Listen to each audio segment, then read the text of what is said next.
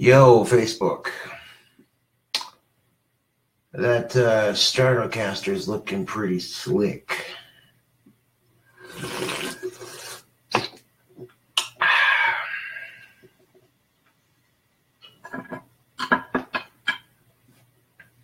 Give it a second, and there we go. Now, I do apologize, but this pizza making video of mine that I made for YouTube is taking its sweet ass time to upload. Got about 2 hours and 21 minutes until the bacon cheese stuffed crust pizza video uploads. So by the end of the night, you should have a brand new cooking video. Oh, the vodka was delicious. Thank you for asking. Wasn't enough to get me super hammered or nothing, but it was enough to wet your whiskers a little bit.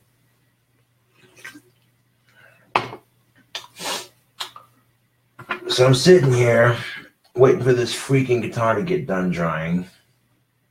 And it finally gets done drying, and it doesn't look half bad. It looks kind of cool, actually.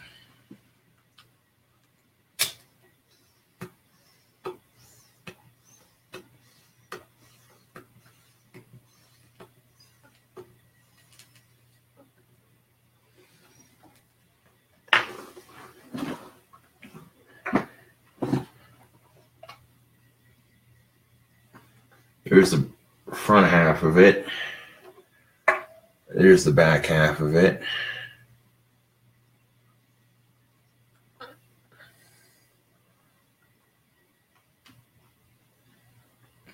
There's a couple of little nicks right here. I can cover it with black spray paint if need be.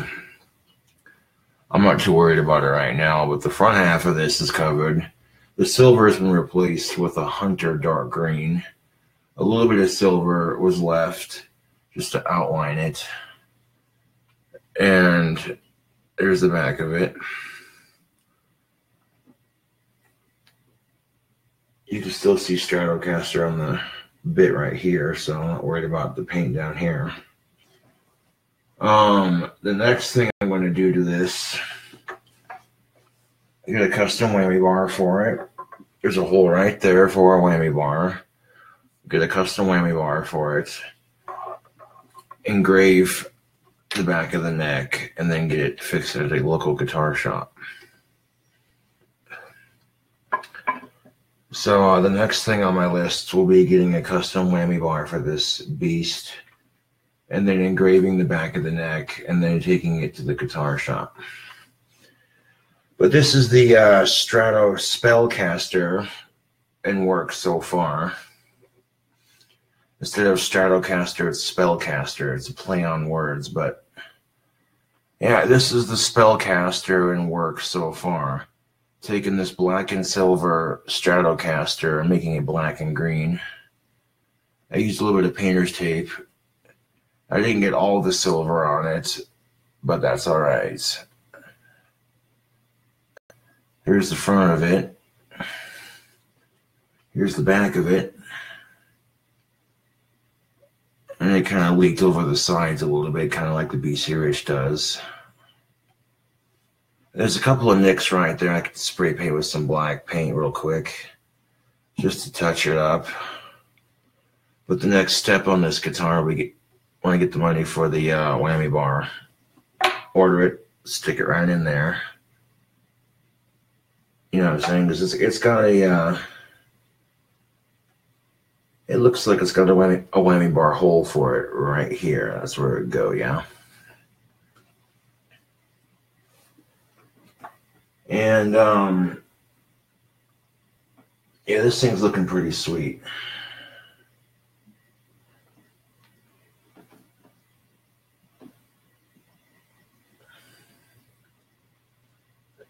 Do a couple squirts of, paint right here where the chips are at.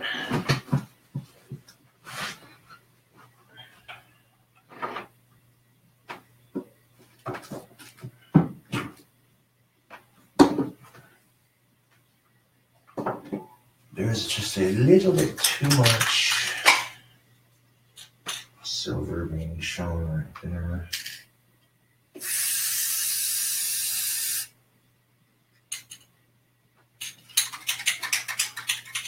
I don't mind it like right, I know almost here.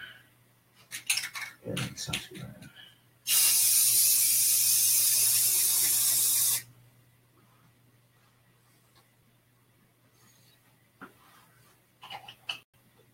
There we go. A little extra green on the front doesn't hurt nothing.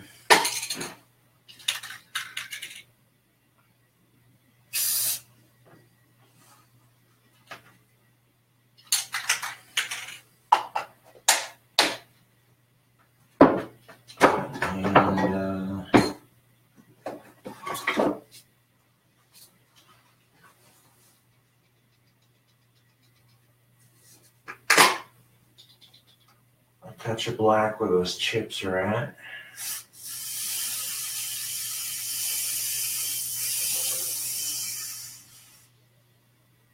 Oh yeah, that's beautiful. That is, oh yeah, that is very nice. Very nice, very nice.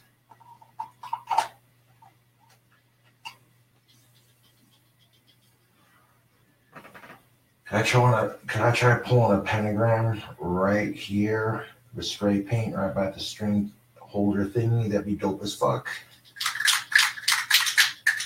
Having like a pentagram just like right here between the thing that holds the guitar strap and the thing right here that holds the strings.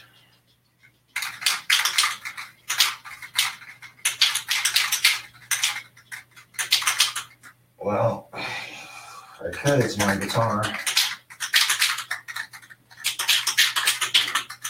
I have like a nice black pentagram against that green. That looks sexy as fuck.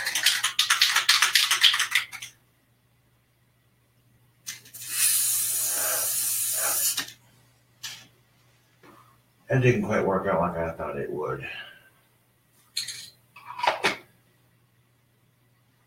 No, that didn't work out like I thought it would at all.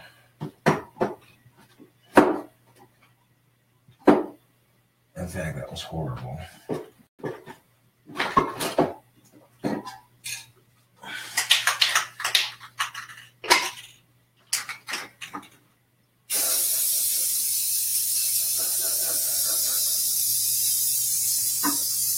Yeah, I tried doing a pentagram on that.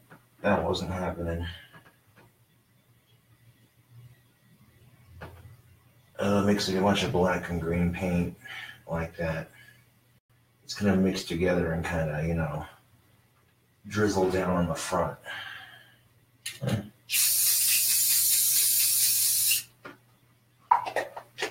It'd make a cool looking guitar. So why not mix the two together?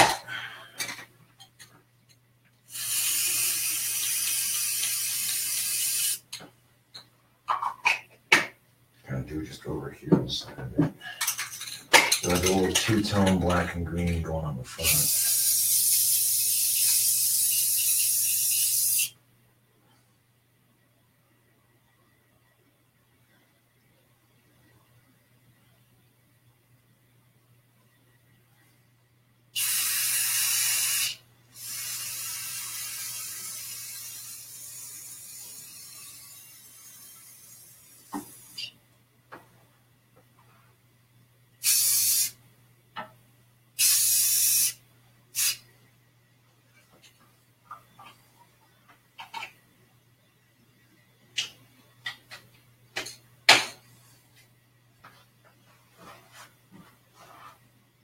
That would be a nice little touch when it's done drying. That looks cool as shit. That covers up the chips on it nicely too. Yeah. Let that son of a bitch dry.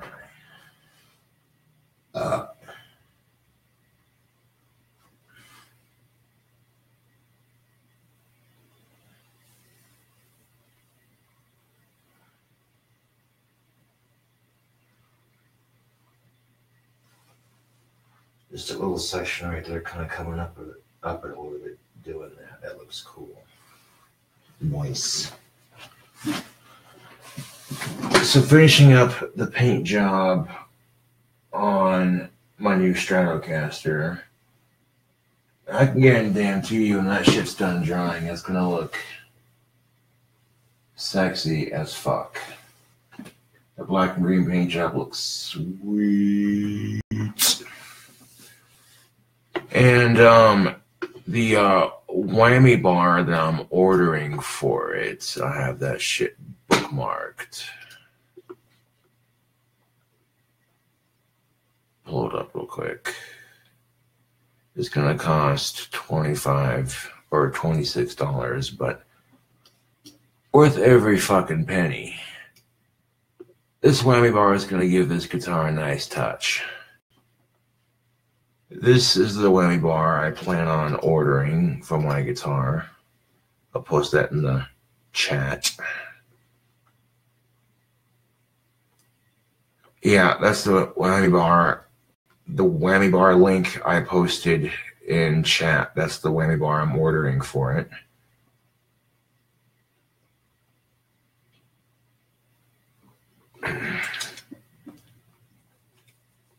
Now, you see how cool that whammy bar looks. It's worth paying $26 for it.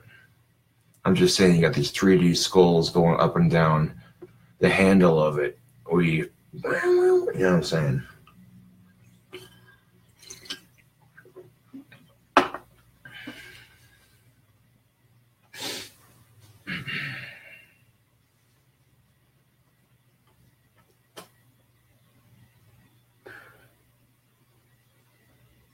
And I tried doing a pentagram with spray paint on the guitar. It was not having it.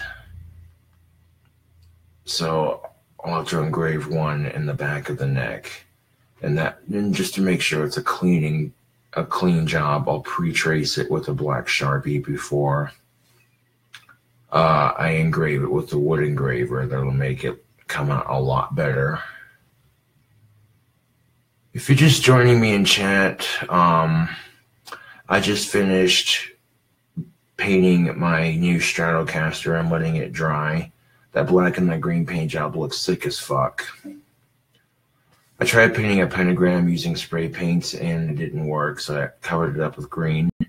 And it caused the paint to kind of mix together, and you got black and green just streaking and dripping down like a lava lamp kind of effect on it. And it looked kind of cool, so I'm like, you know what? I tried doing that effect along like the top half of it on the front. And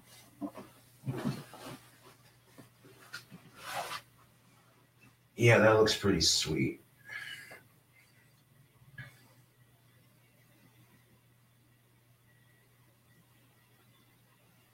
This guitar has a very grungy sort of feel with that paint job. It looks way fucking nice. Now when I go to add that whammy bar to it and engrave the back of the neck, you know what I'm saying? Because that one's drying, I'm not going to pick it up.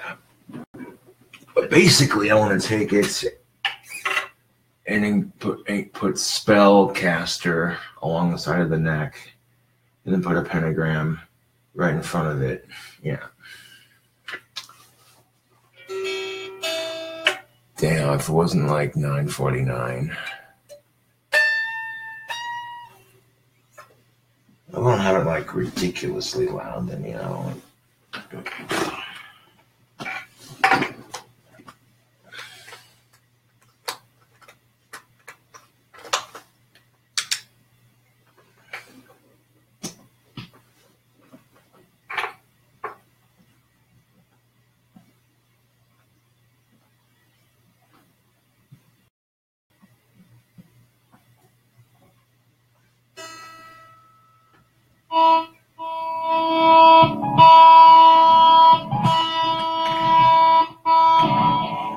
Not enough. Now, where the bloody hell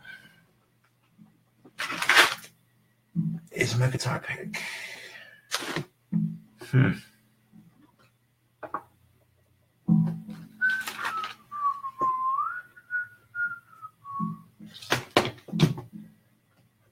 Now, tomorrow I got a day ahead of me doing some cleaning around the apartment, making wands for my new Etsy websites and getting the Etsy page set up and that sort of thing.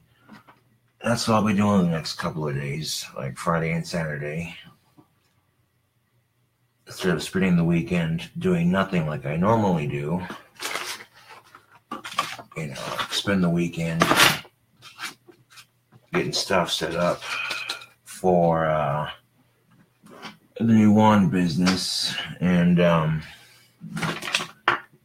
cleaning up around the apartment, that sort of thing.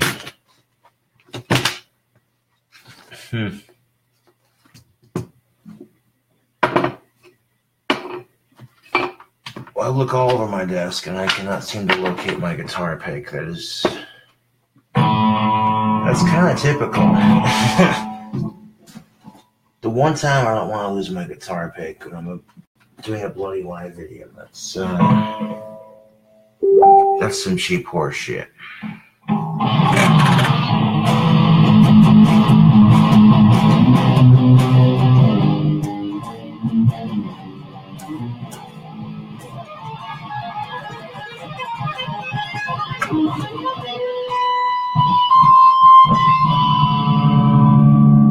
I mean, I can play it with my finger, but that's beside the point, Facebook.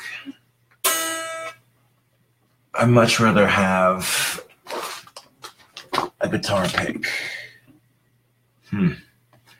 I'll be selling basic handheld wands like this one for $20 a pop. And they'll have leather string handles on them and stuff like that.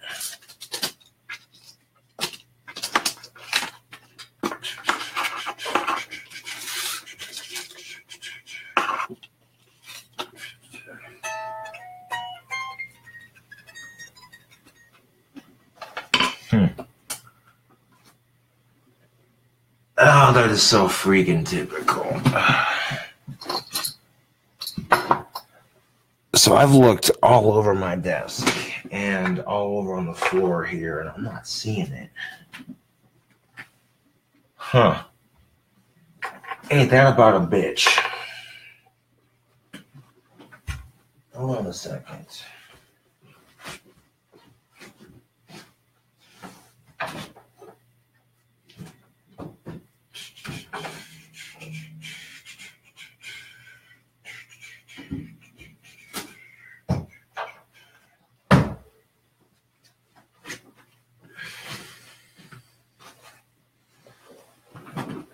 It's always good to have a spare now, isn't it, Facebook?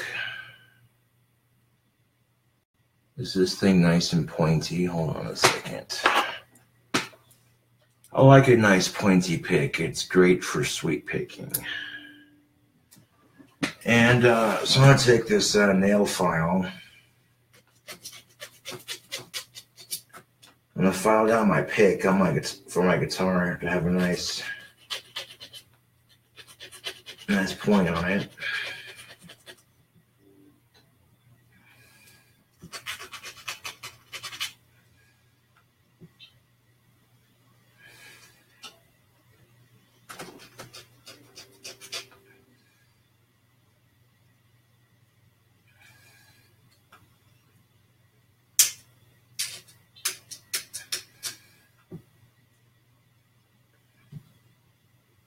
This is pointy as I'm going to be able to make it.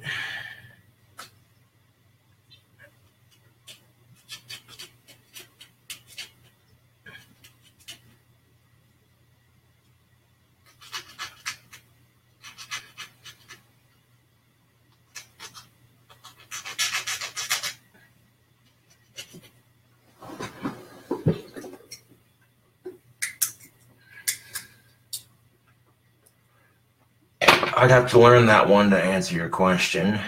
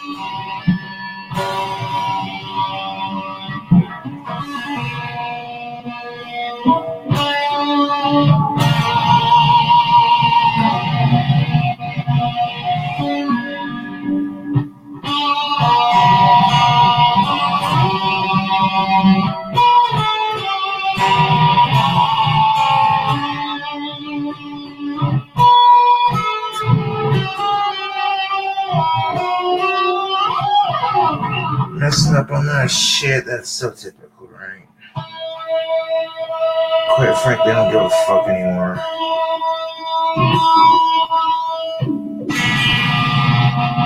The important thing is to know how to play the damn thing. And that particular song, so...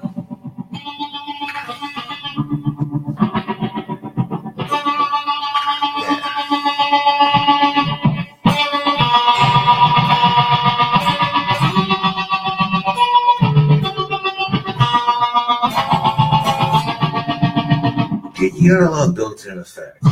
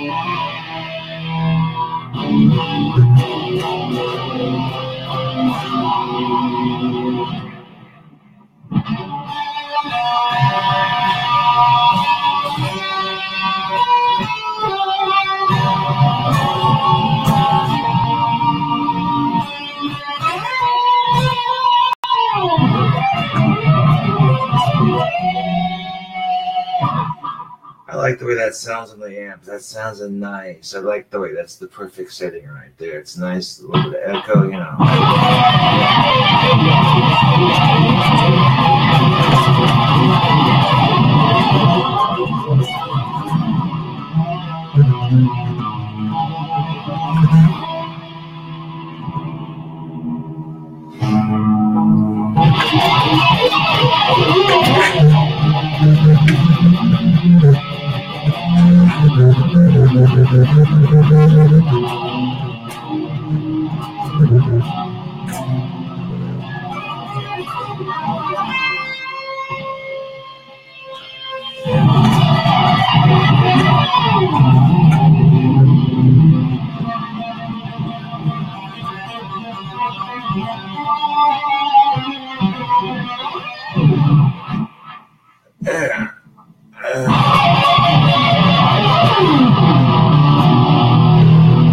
Well, I get pissed off when you mess up on the national anthem. It's just a patriotic thing, I guess. But at the same time, when you can play guitar like that, okay, and occasionally you mess up on the national anthem, it only makes me somewhat human, I guess.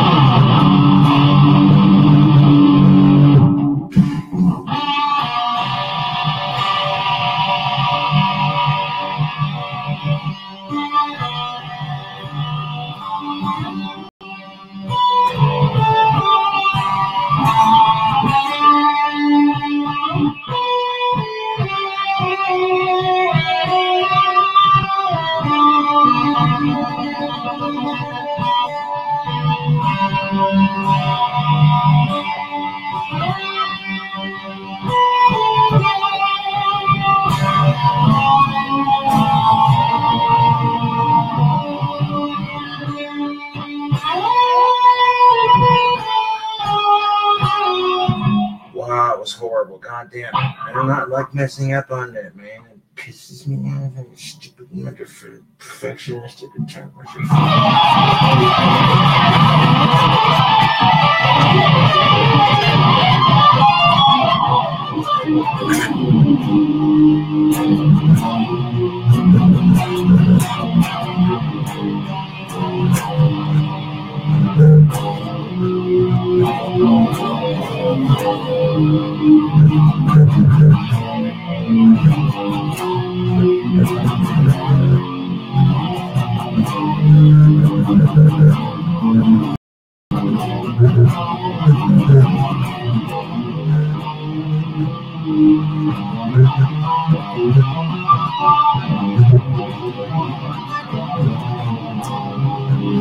could use that for a song on the album. That sounds fucking sick.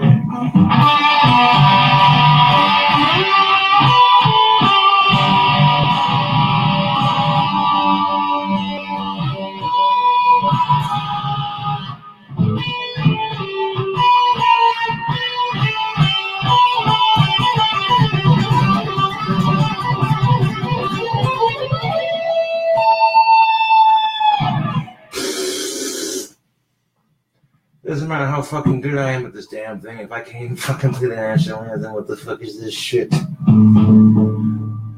Subconsciously thinking about it is going to make it worse, isn't it, Facebook? Indeed.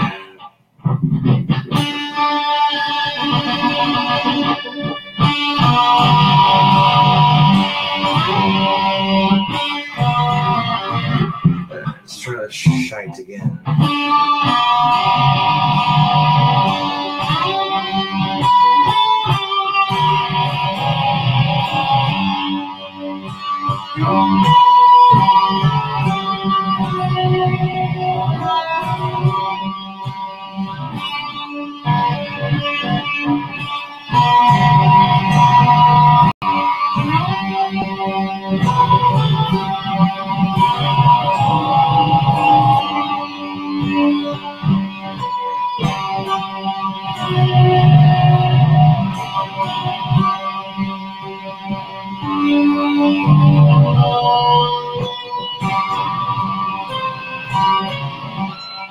Wow. How the fuck did I fuck that? Seriously?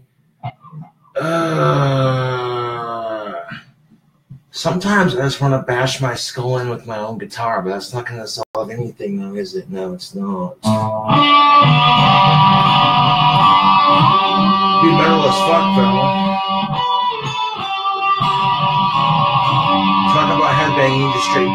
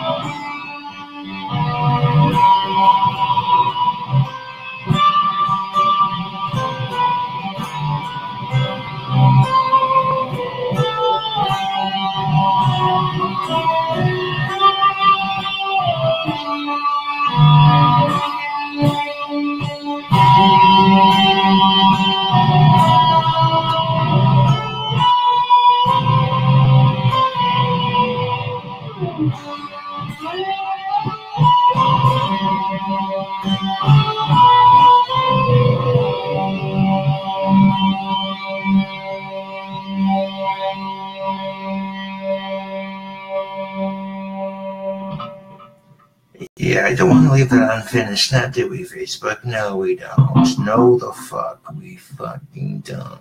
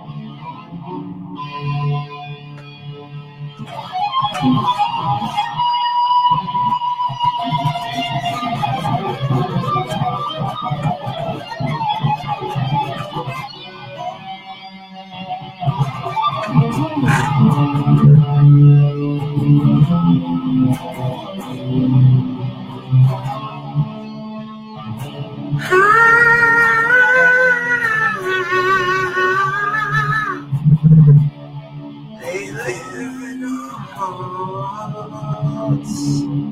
Legends never die. I fucked up on my own song. It's even worse when I fuck up on my own song, man. Fuck off. They live in our hearts. Legends never die. Hear their battle cry. Overcoming any battle sent away. Legends never die.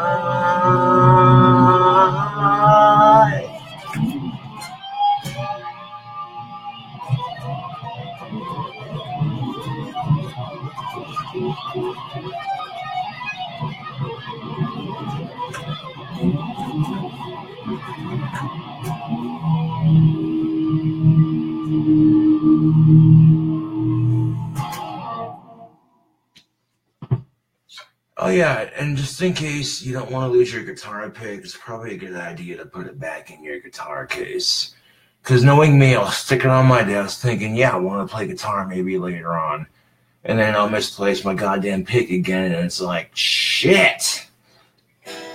So sometimes keeping your pick in your guitar case is a good thing. That way you're never going to misplace it. You always know what's going to be in your case.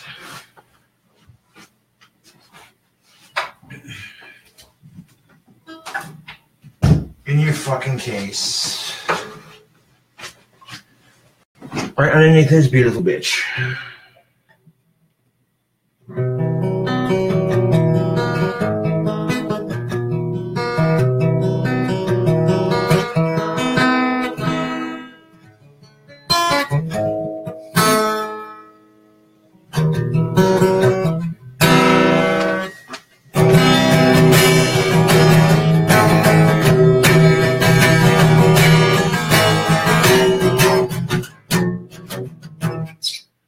Can you really even shred on the acoustic? The answer is okay, yes, you can shred on the acoustic. It sounds much different though.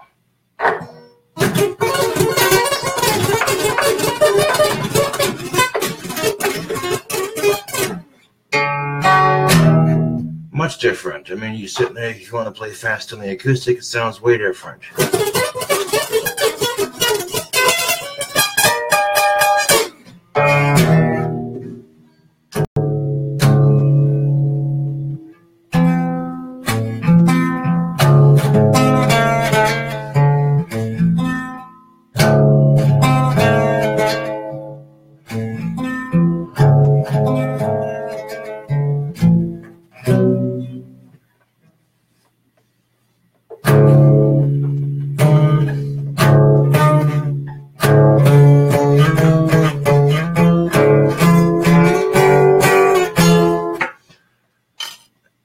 So I'm sitting here like, okay, what the fuck am I supposed to do while I wait for my video to upload to YouTube? Jesus fucking Christ, man. 2 hours and 3 minutes left. It's at about 66%. That pizza video is going to take its sweet ass time to upload, but it's totally worth it. Oop. And we don't want to lose that. I mean, I got a couple other picks lying around, but I definitely don't want to lose my other green one just yet. And of course, I got spray paint all over my fucking hands from customizing the Stratocaster over there, but...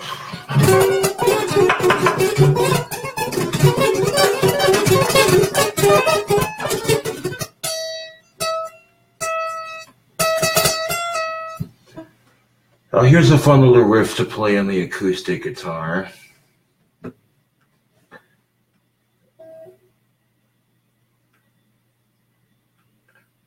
D chord, A chord, E chord.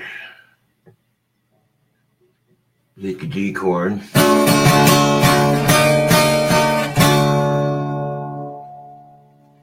Bring it up to the A major chord.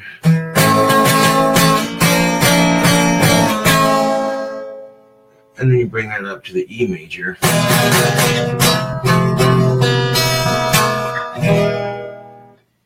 That's a saucy little riff that everybody knows. Easy as fuck to play.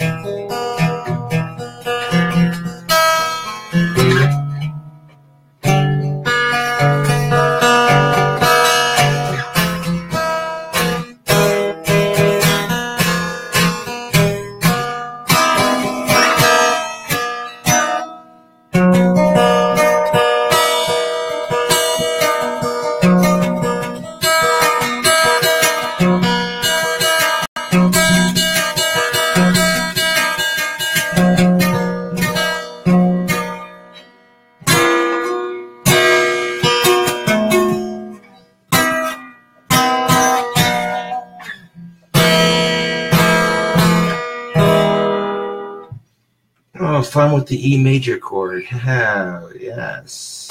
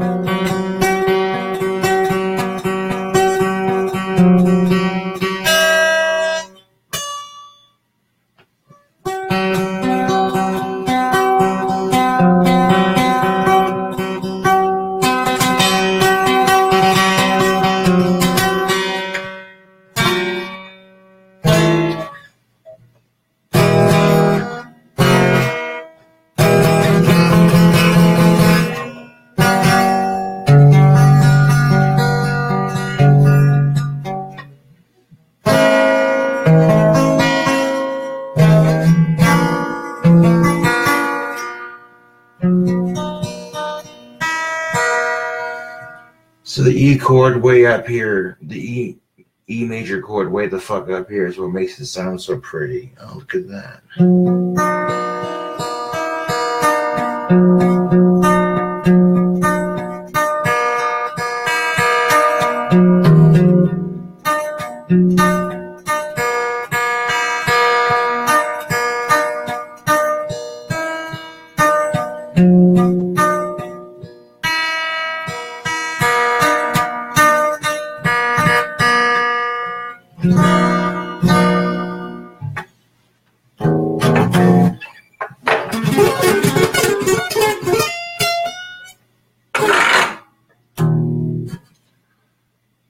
You asked the question, can you shred on the acoustic? The answer is yes, you can, but it's going to sound a lot different than shredding on the electric.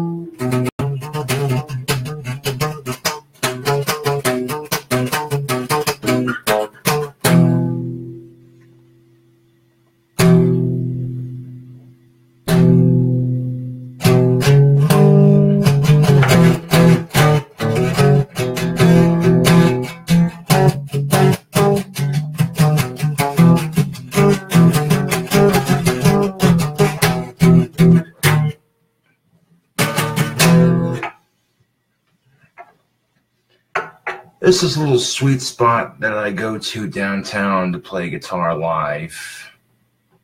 There's an outlet I can plug into that's outside downtown Casper. And there's a little table that I can sit at where I just play my guitar for people to listen to walking by. But I don't usually do that unless the weather's like super fucking warm, like summertime, you know what I'm saying? Perfect clear weather, that sort of shite. I've done it before. I'll take my guitar out and jam out, you know, and show off for a crowd of people if I have to. Of course, that's the nice thing about social media. You play a little guitar on social media and show off, and people are like, whoa, look at this guy go. Since when can Saunders play guitar? Since junior fucking high, bitches.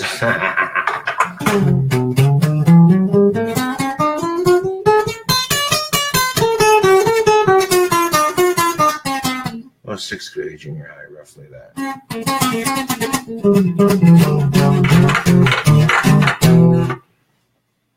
I'd probably be about 10,000 times better if I would practice more when I was younger, but that's just nothing like making up for lost time, at least. I'm definitely a lot better at this instrument than when I first started playing.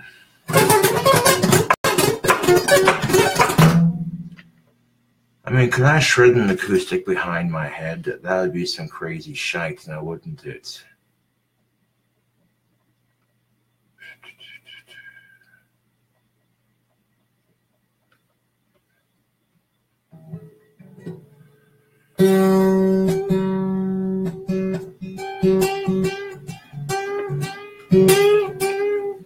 I got a day ahead of me tomorrow making some lawns.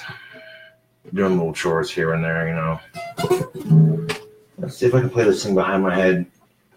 Shredding an acoustic guitar behind my head, being as delicately careful as I possibly can, because I do not want to break this. This is the one guitar I do not want to break.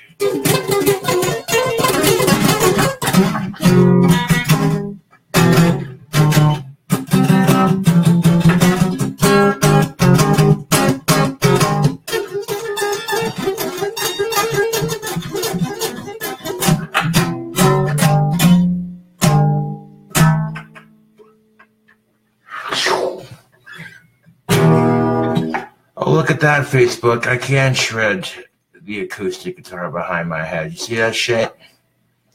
Did you see that shit? Yeah, that was fucking awesome.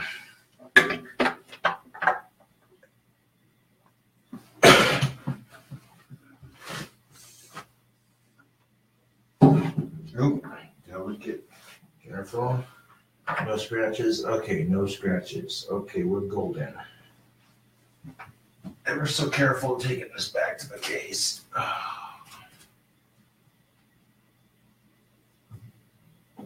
Goddamn!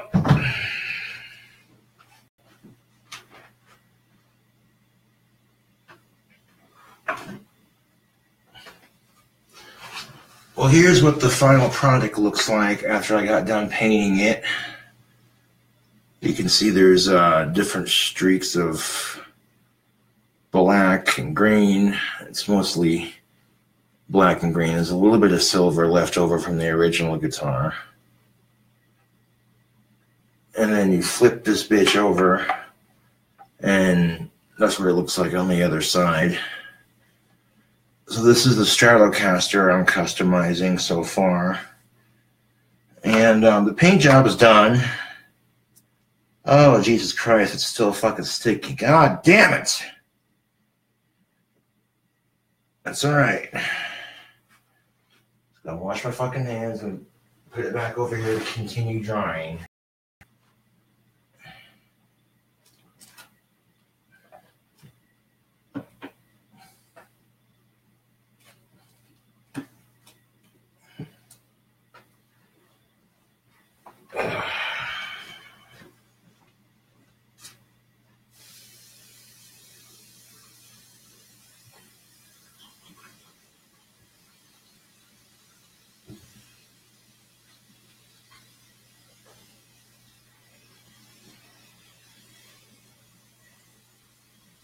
Really hates this shit.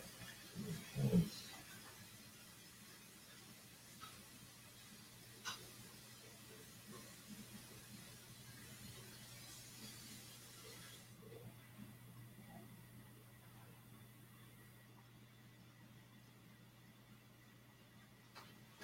Yeah.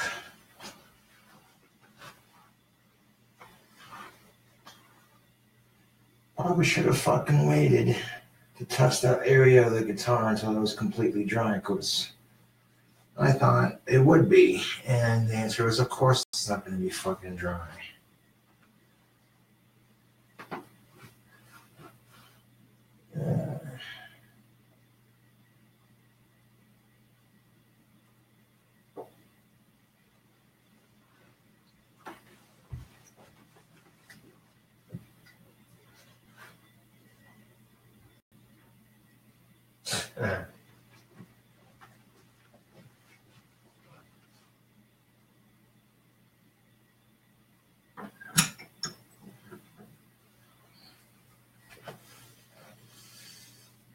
But check this out. I put a leather handle on Ozzy Osbourne's wand. I wrapped some leather around there on the handle. That looks pretty fucking sick. It's dry enough to where it's not going to move anywhere. Oh, well, we got a little piece right there hanging off.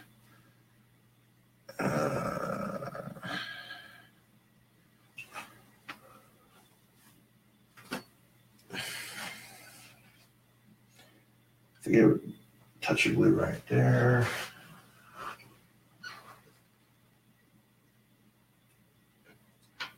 Adding a leather handle to Ozzy's wand definitely will help with practicing for the business of which I am selling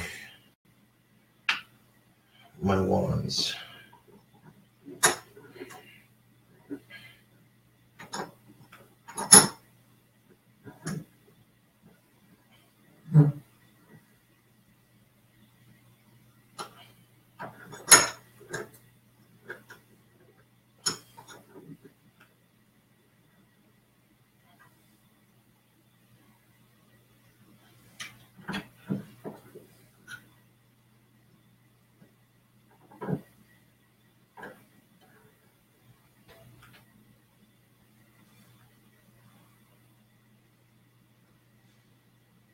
we go.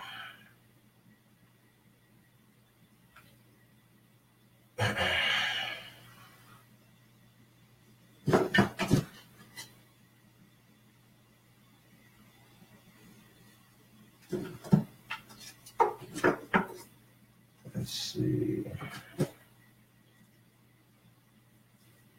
This one.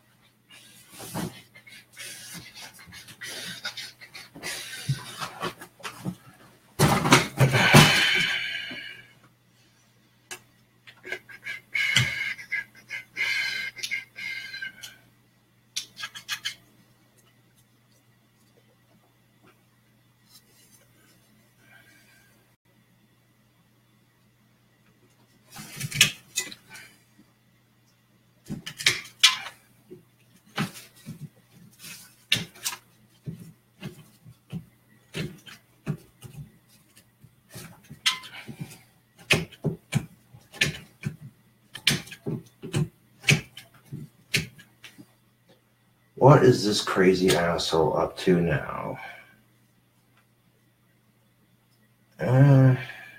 You wait and see. Nice clean edge right there.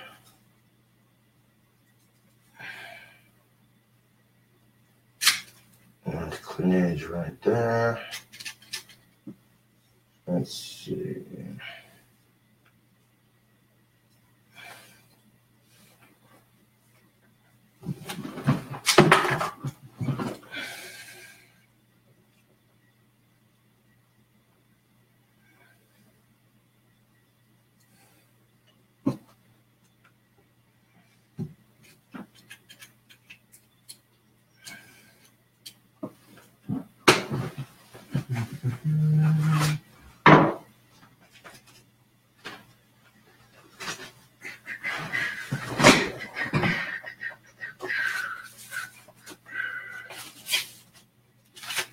I need a heavy grit sandpaper. Yes, I do.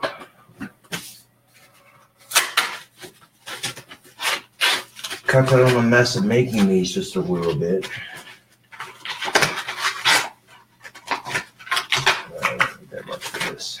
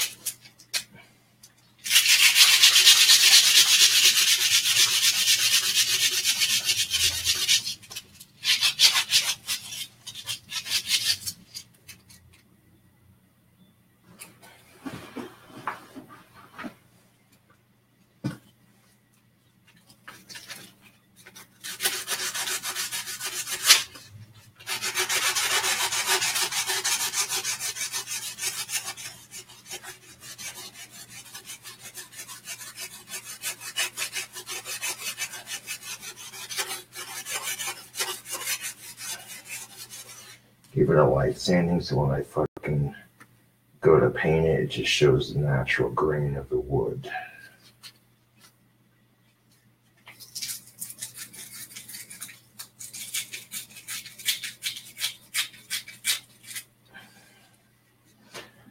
Those shears out.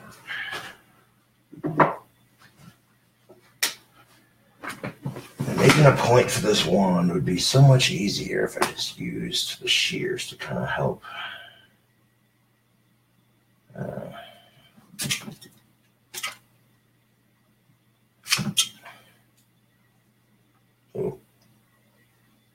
Able to cut just right.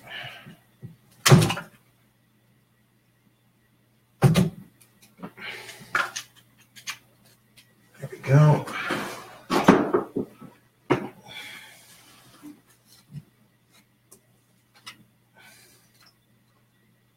Of course, this bark's still pretty wet. I might be able to just.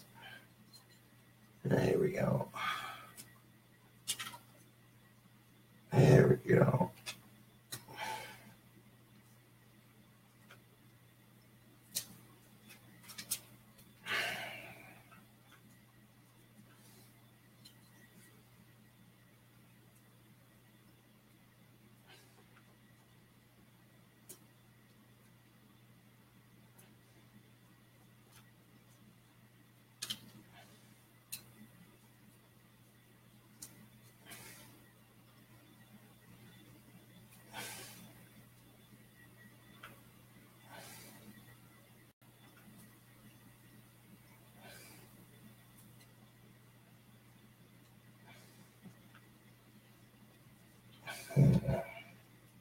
Get off of that.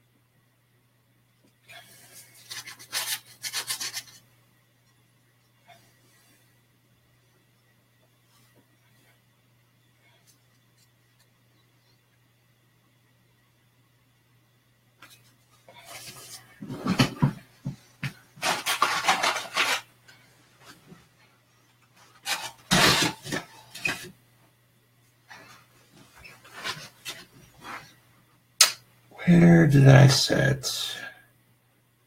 Ah, there it is.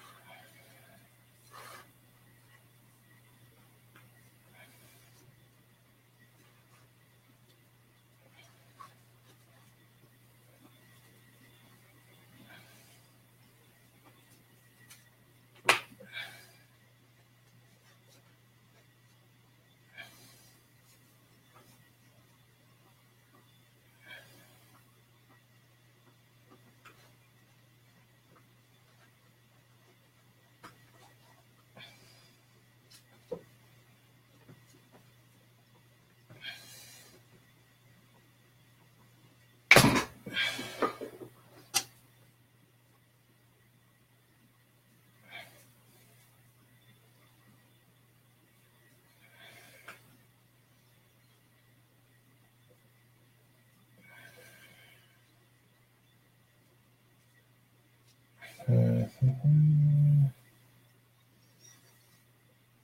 just leaves you in like a dab of glue.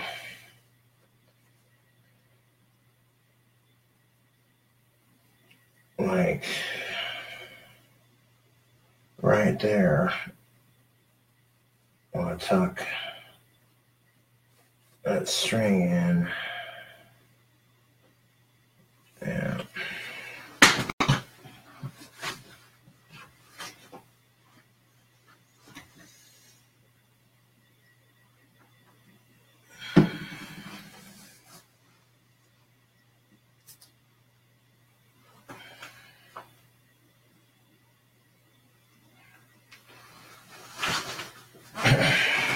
Let's see.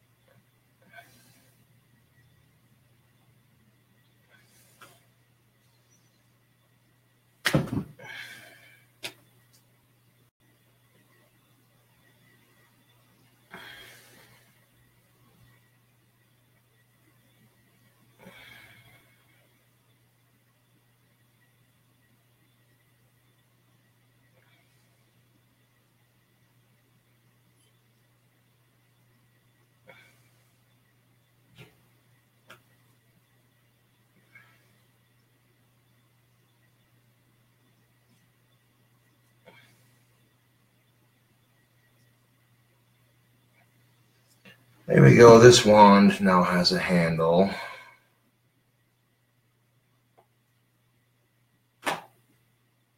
Now it just needs to be painted. I can do that later, of course.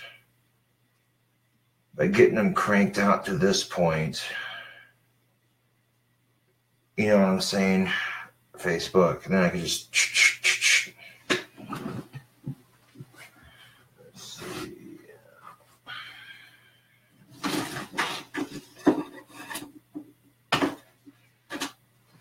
Here's one.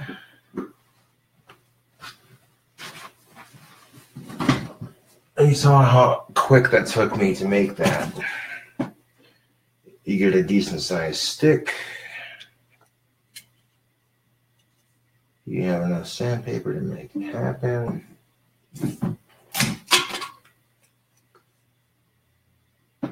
And using sticks you find in Mother Nature, you get interesting shapes. Not every stick is going to be the exact same.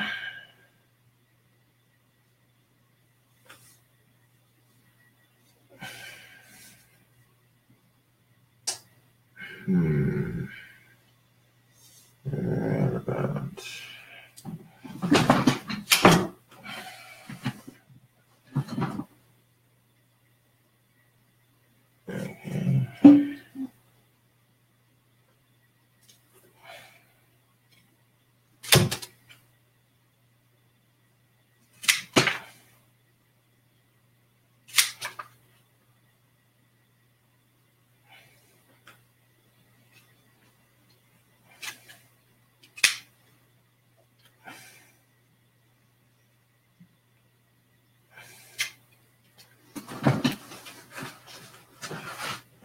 Okay. Take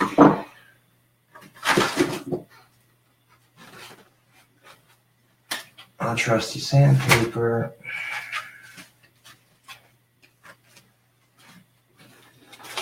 We'll use that here in a second. Take a sharp ass knife or not. Use it to quickly, very smoothly peel off the bark on the wand portion.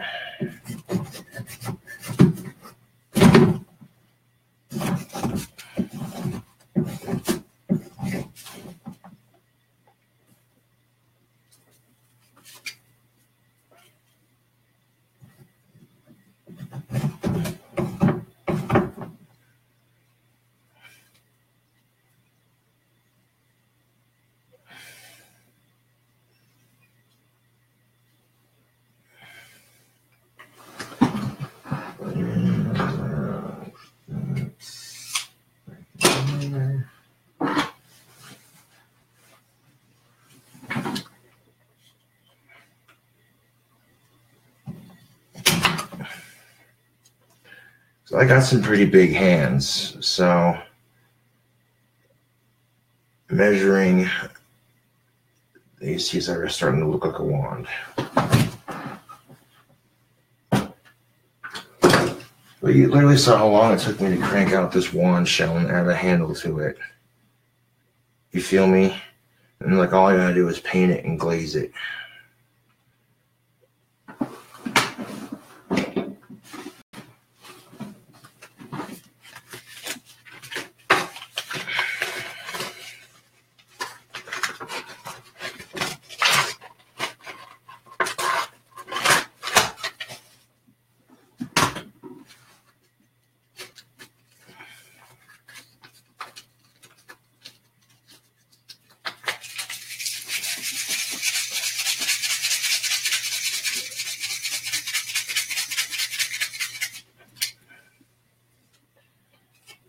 A really nice heavy grit sandpaper to start off with. That'll get the fucking knife marks out. I can use that heavier grit to sharpen it a bit.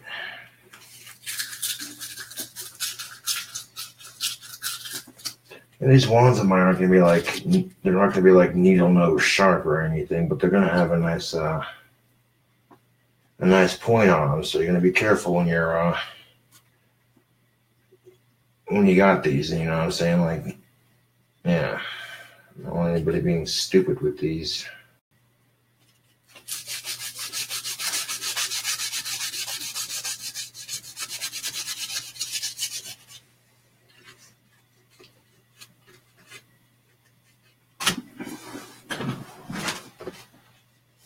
That's the heavier grit. The less heavier grit.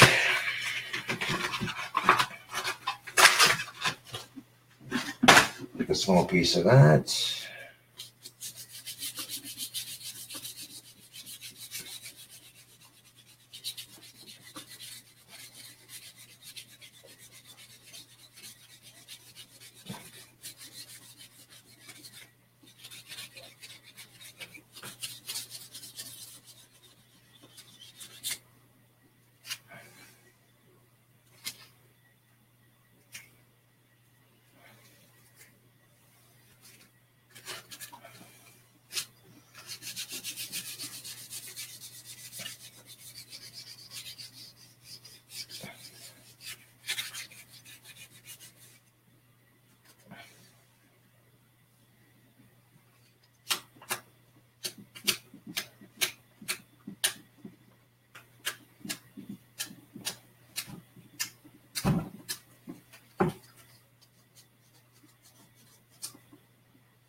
Sitting here making wands for my new wand business. If you're just tuning into Facebook Live, like, what the hell is this asshole doing? Making money, that's what I'm doing. Yeah. So, like, that's pretty sharp, but it's not, like, ridiculously sharp.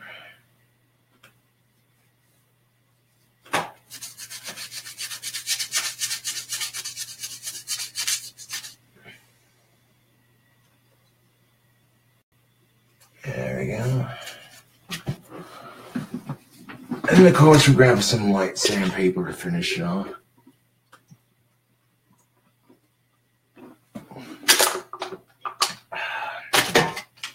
I like leaving the bark on the handle. It's a nice touch. It looks cool with the leather peeking through it and stuff. Let's see.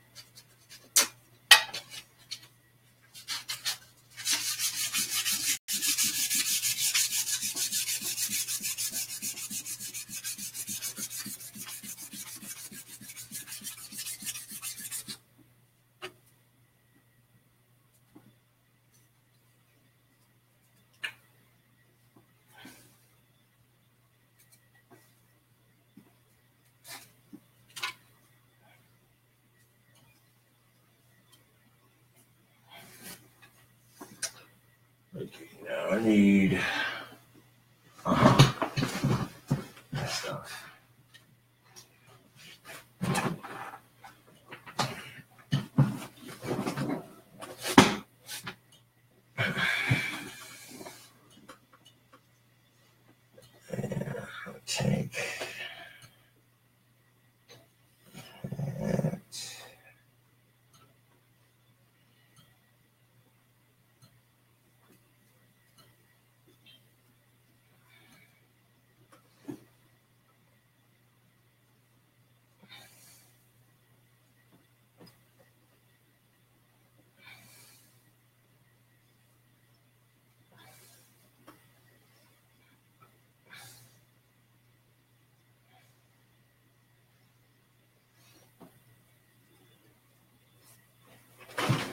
Nope. All right.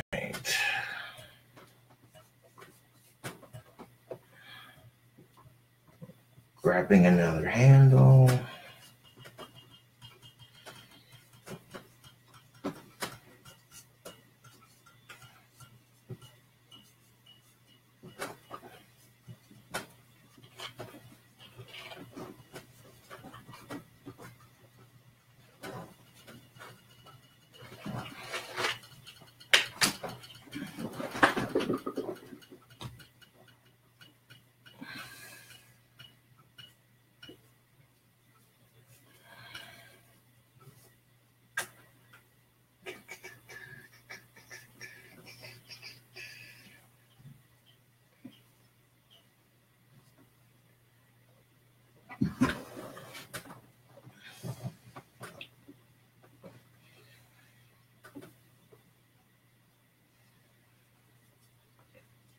Let's go to find a way to tuck it discreetly out of the way. Kind of pull up on it just a little bit.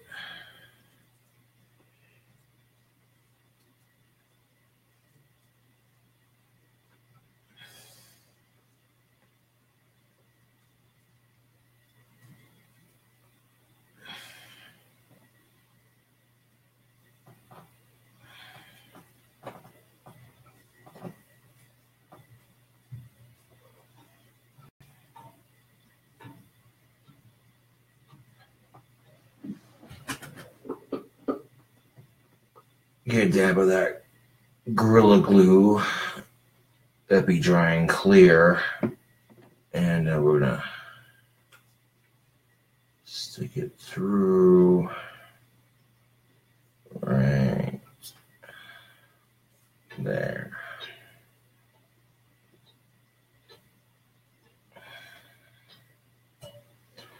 You're getting Gorilla Glue for handles. You want the clear drying shit, and it says it right there on the bottle. It's a bit more expensive than regular Gorilla Glue, but trust and believe it works just as good as the original. Only you get a clear finish when it dries.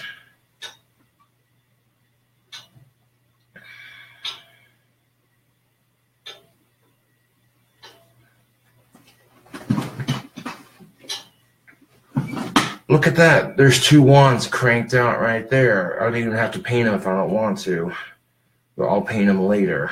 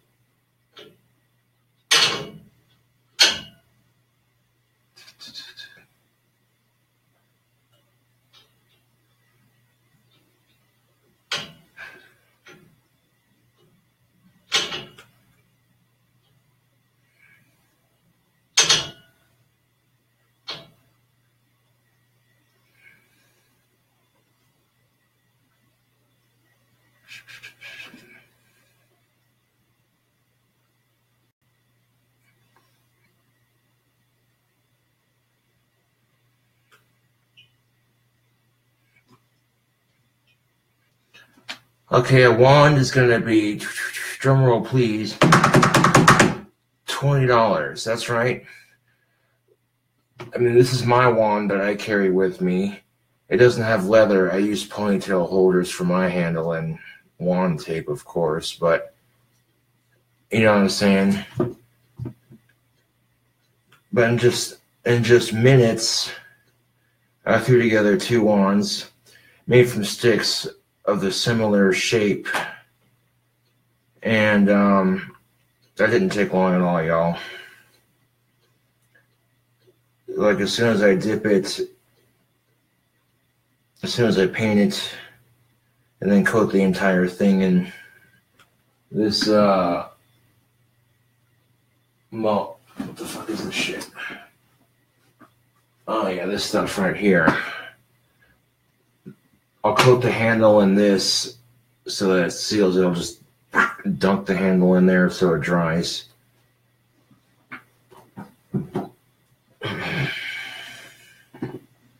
Well, he wasn't paying attention to chat, sitting here whittling wands, and they're not very skinny, but they're not very thick either, so they got a little bit of bend to them.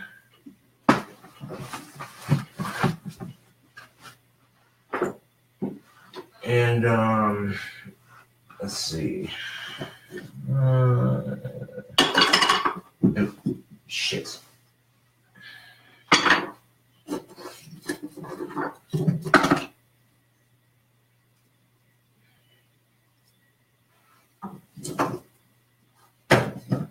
Oh, this will work. All right, so here's a wand. Here's one that could be a bit more straight, more traditional, you know, not bent or anything like that, but that's all right. Nothing wrong with having a bent wand.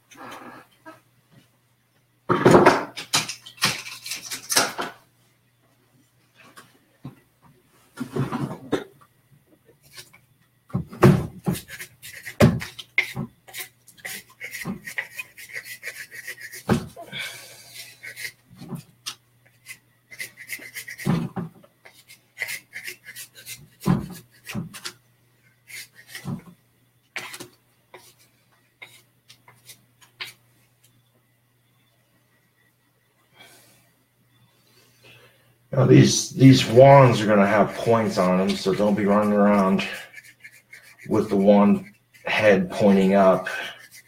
That's just stupid. Cobra Craft custom-made wands, or handmade wands, is not responsible for any bodily injury that is caused with these handmade tools.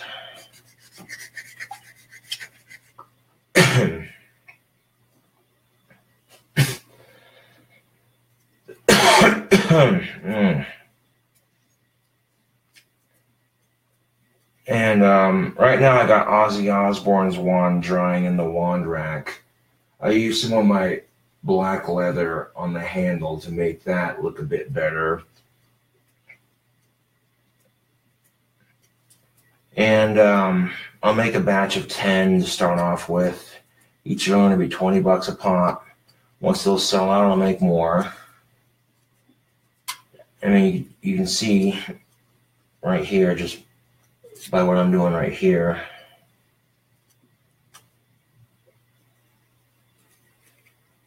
I got me a system down.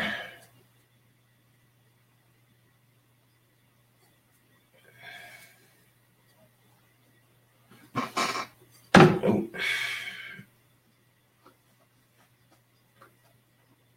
Yeah, there we go.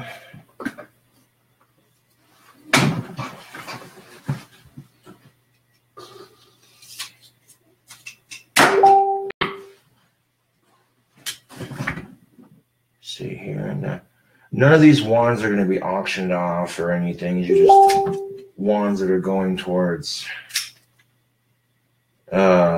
the KobraJFS wand site.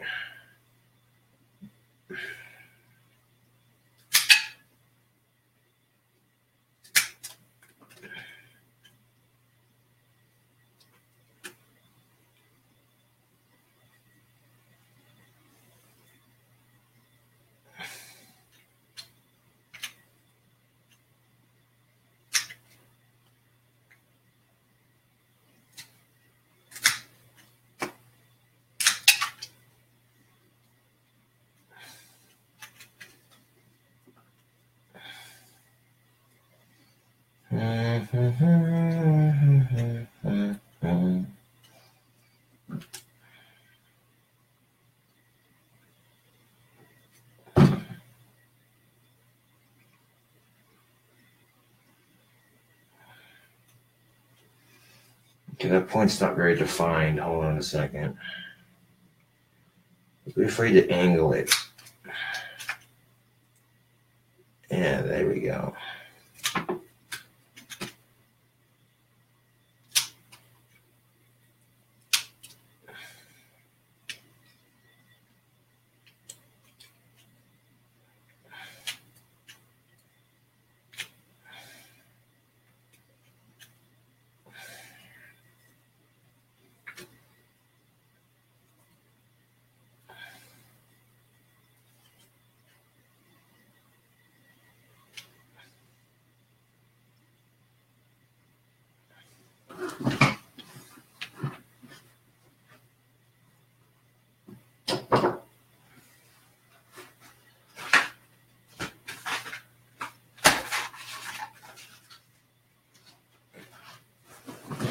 And then we go in order once again from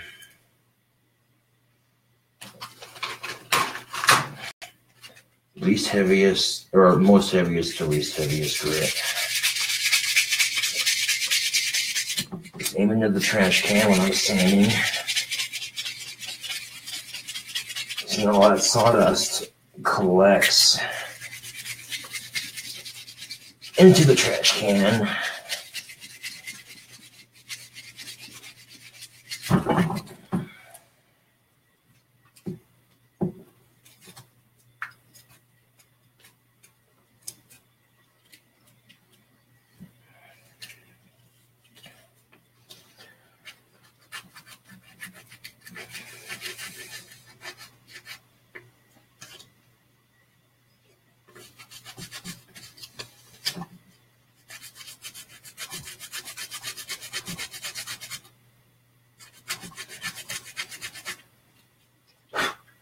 Now, obviously, I'm not going to make the points on my wands ridiculously sharp.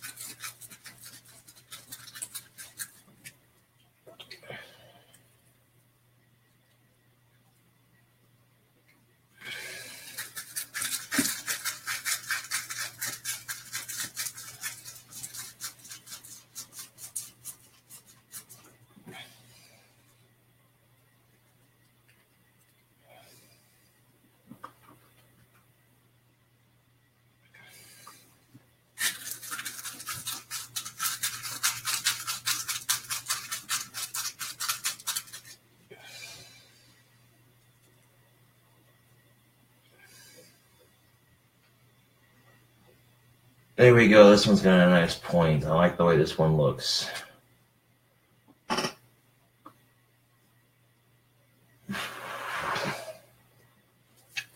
In fact, all of them are going to touch up the points on those other three as soon as they get done sanding this, or those other, excuse me, yeah, other two.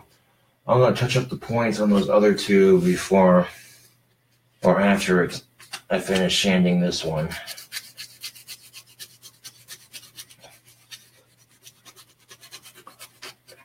I want the points to be like two flats, but kind of round, so it matches with the stick, you know. Yeah.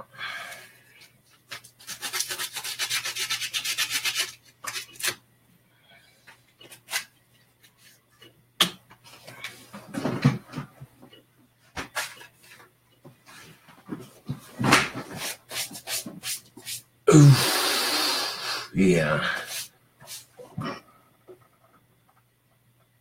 It's like 11 o'clock at night. Good gracious. Burning some early midnight oil. Making wands. On Facebook Live.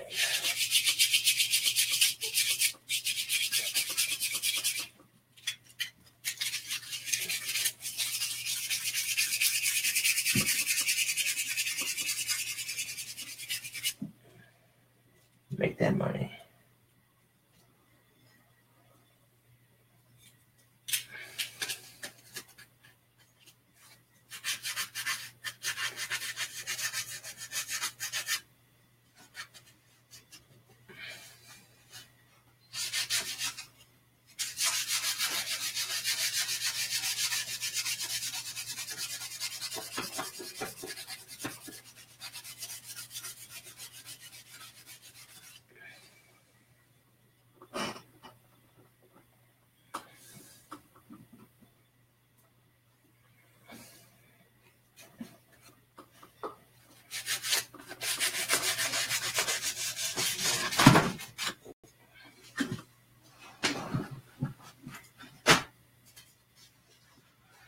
And then, of course, the finest grit that we got.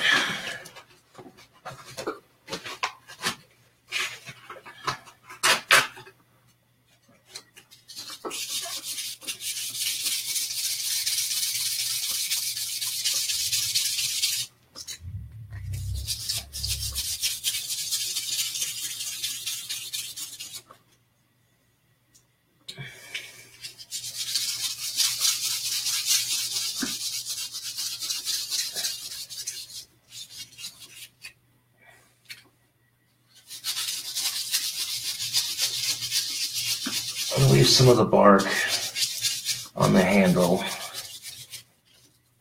for aesthetic reasons, more than anything.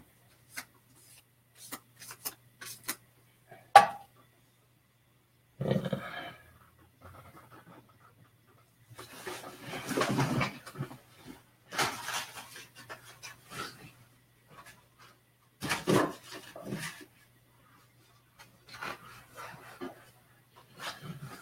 Before we add a leather handle to this one,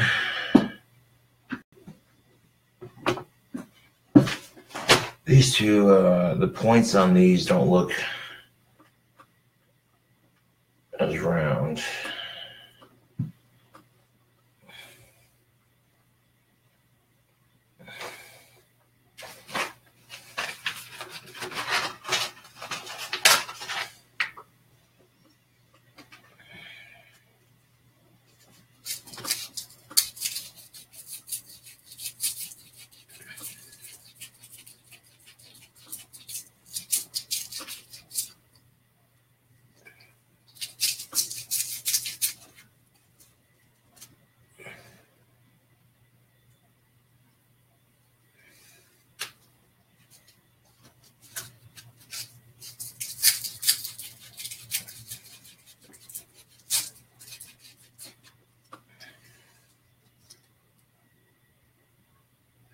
There we go. The point looks a lot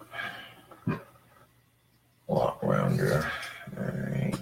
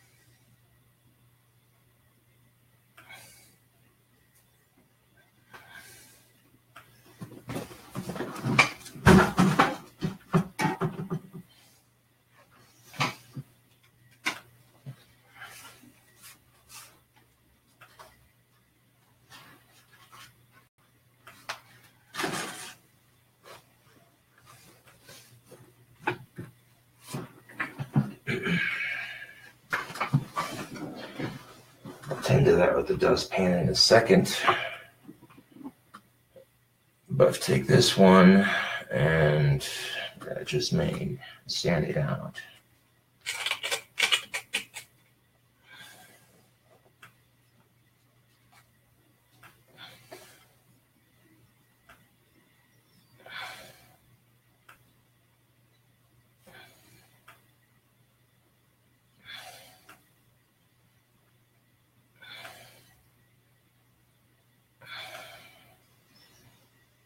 Get through there, you bastard.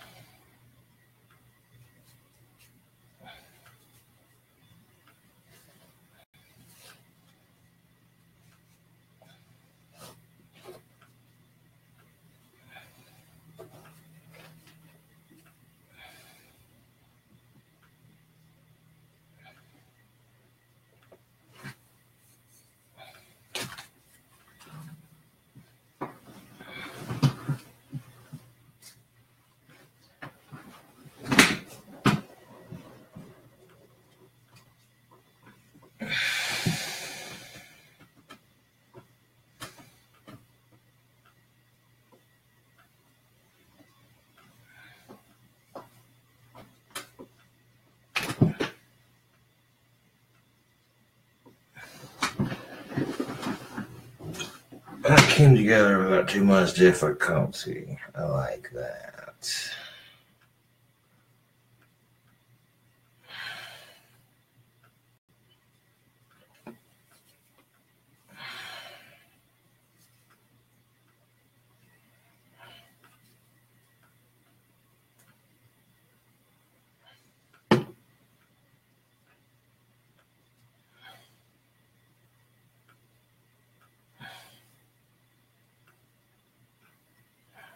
There we go.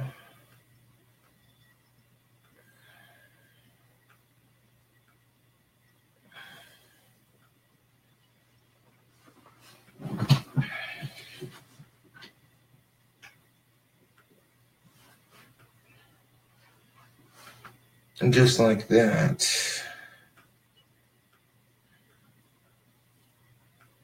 3 of these bastards made in not too much time, really. I mean, if I wanted to sit here and paint them and everything else, you know.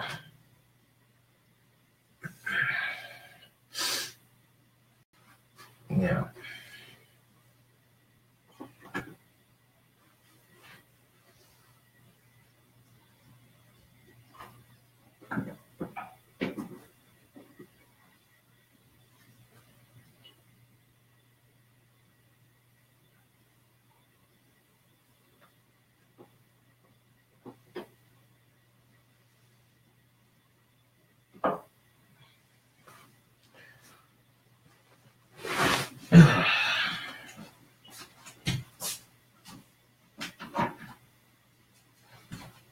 I'll use the vacuum on it tomorrow. Right now it's a little too late to run the vacuum cleaner, so I'm just gonna give it a good old sweeping here real quick.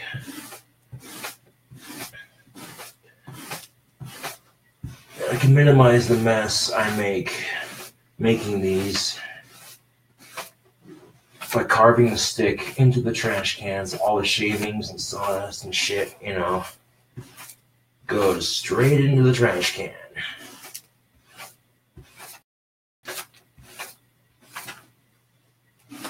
And if I enter the trash can when I'm carving,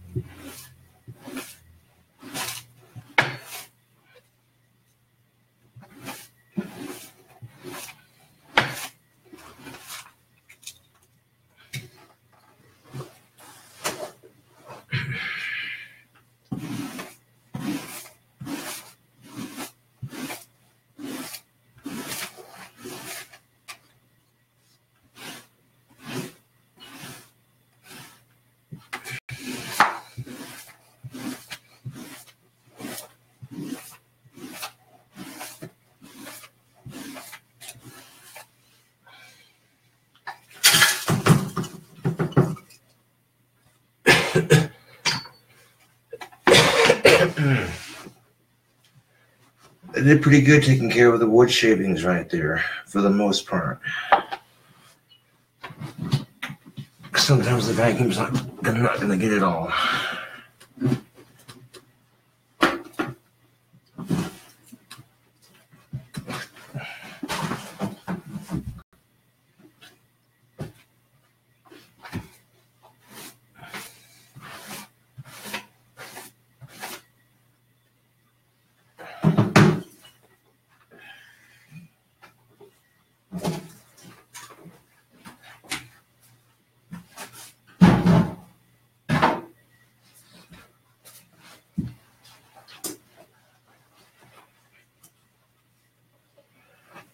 I hope my pants weren't fucking sagging. There we go.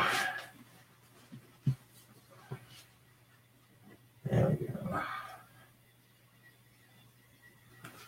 Alright, so just sitting here for a bit.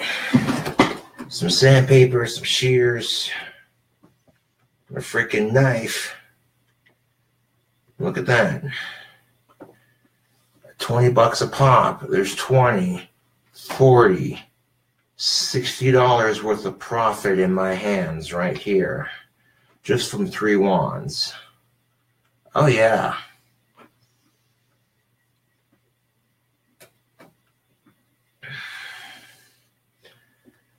Get like 10 of these bastards cranked out tomorrow. There's like 3, 9, 8, 7. So I make about 7 more of these. Paint them. Dry them like 2 at a time. on the vice clamp.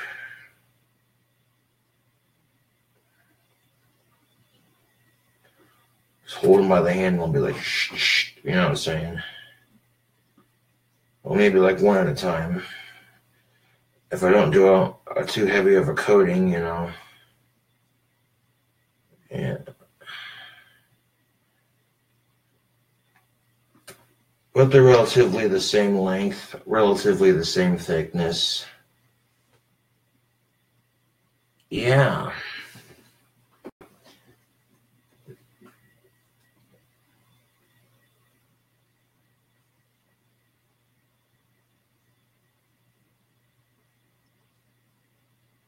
Right there's 60 bucks.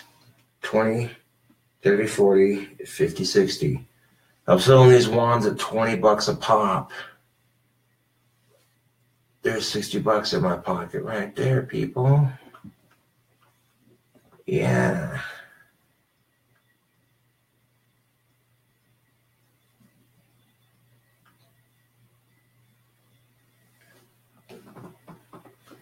What do you think of them apples, Facebook?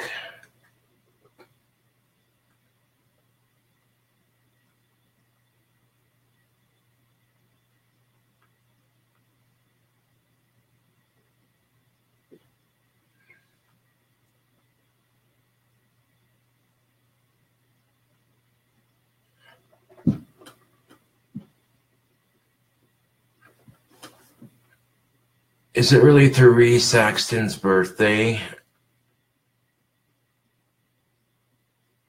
Well, how about that?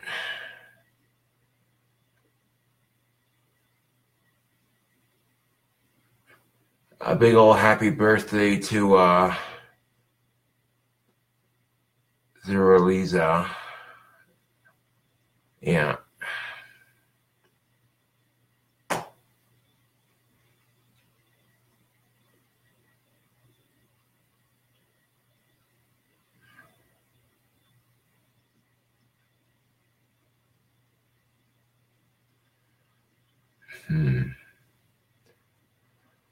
Now, Corey asked the question, what kind of powers can I expect to achieve with these wands?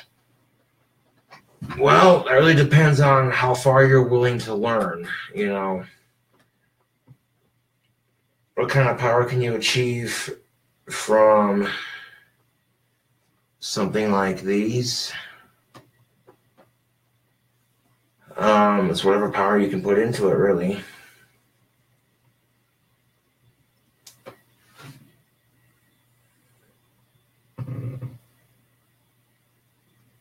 Make like 3 to 4 wands every day or so. So by the end of the week, I got at least 10 and a half, you know. Cool. I thought it was going to take me longer to crank out a wand, but it didn't take me that long at all. These are not half bad for starting. Not half bad at all. Of course, there's one.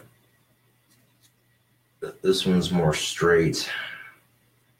And then these two have more of a bend to them. So they're not all going to be like super straight. Some of them are going to have a little bit of bend to them.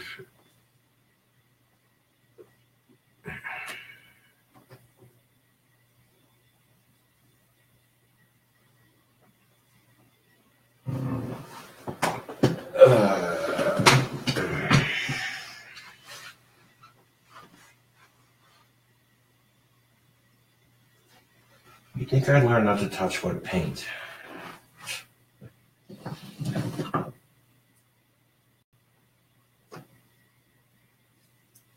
Just make a nice little scepter. Way too much sand to be handheld.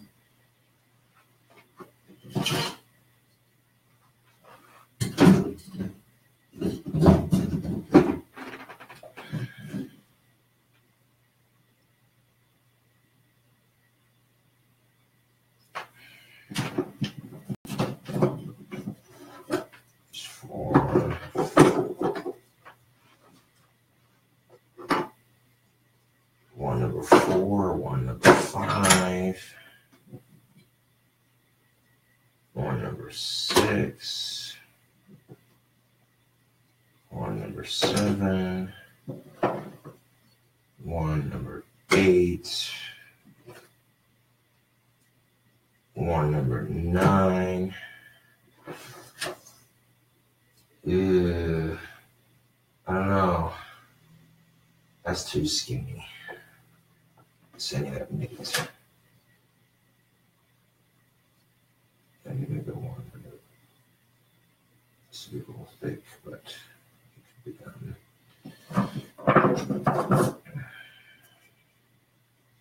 One number 10.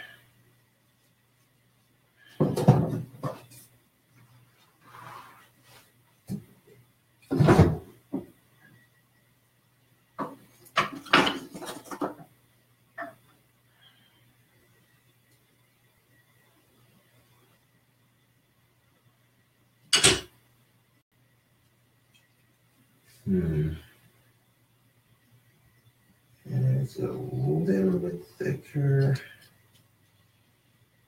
It's a little bit thicker than this one.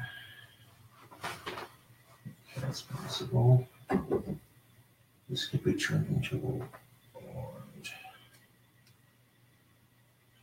Yes.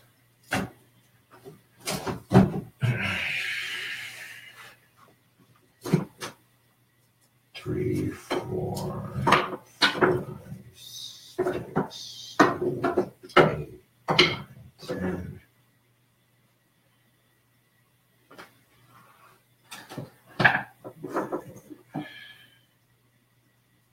That could definitely be used to turn into a wand. I don't know, with sticks like this thin, like you see how thin this is? You feel me? Like the stick's wet, so it's gonna take a minute to bend. But I guarantee you, as soon as that fucker dries out, sticks this thin, unfortunately, when they dry out, yeah. That'll be part of what I do for making the wands. Is proper stick inspection if they're too skinny. I know as soon as this fucker dries out, you know what I'm saying? Way too skinny.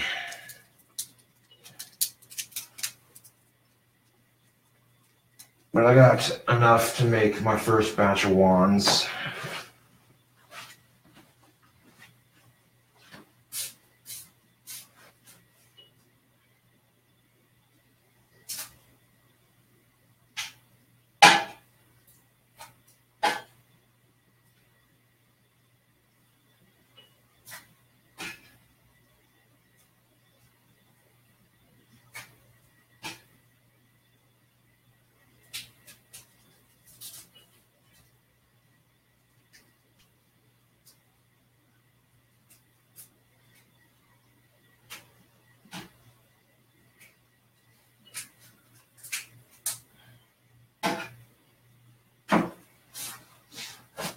There we go.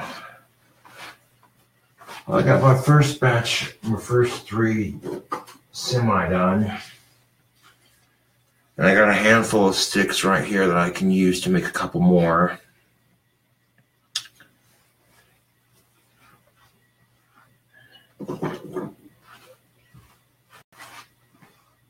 And what I'm going to do is I'll make all 10. I'll get them to this particular stage right here.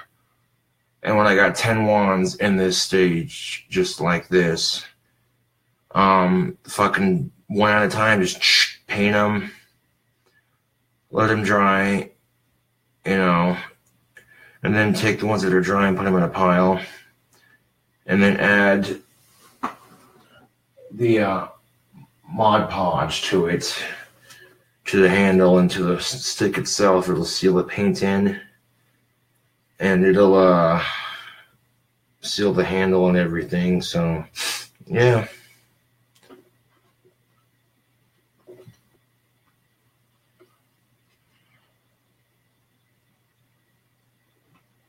I won't sign or autograph them, no, because that's kind of hard to do with the wood lathe, being how tiny they are.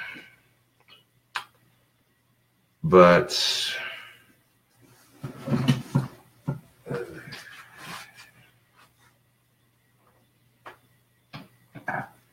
let's see.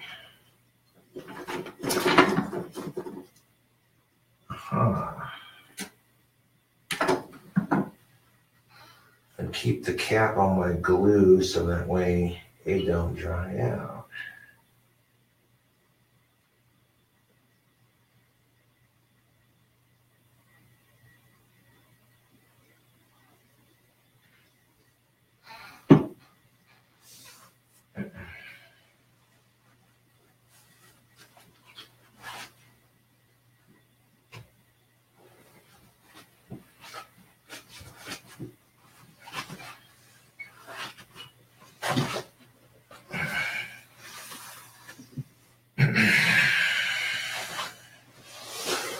But pretty straightforward, you know what I'm saying? It didn't take me too long to crank them out and get them to that point where, you know,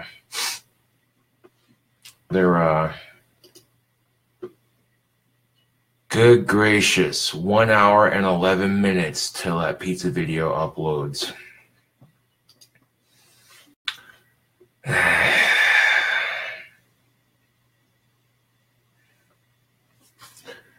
And as soon as the first 10 sell out, I'll make 10 more. As soon as they sell out, I'll make 10 more.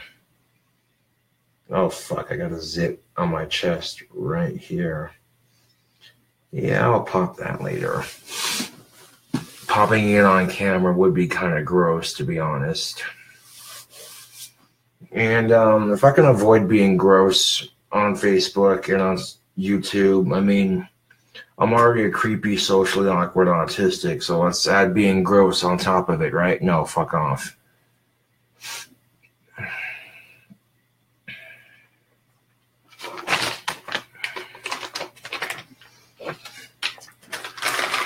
So now I got a system down.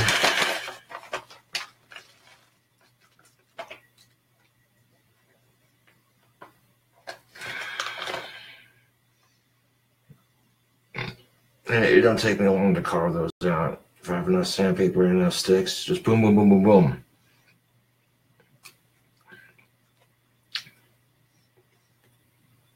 Some pipe tobacco for my efforts. Oh, shit. That'll last me a bit longer, but I'm definitely running low.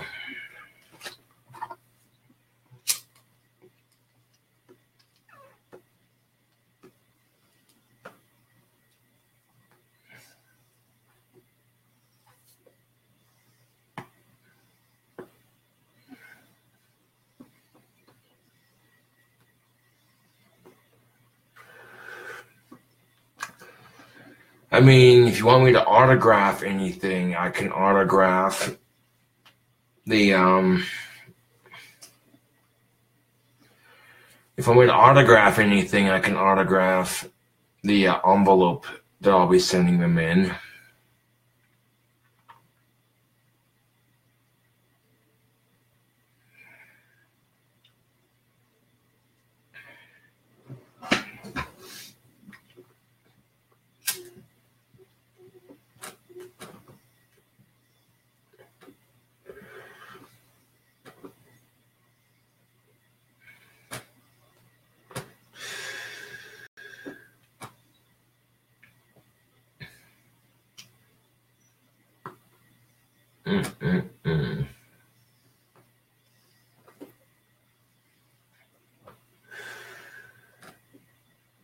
Been waiting very patiently for this video to upload to YouTube.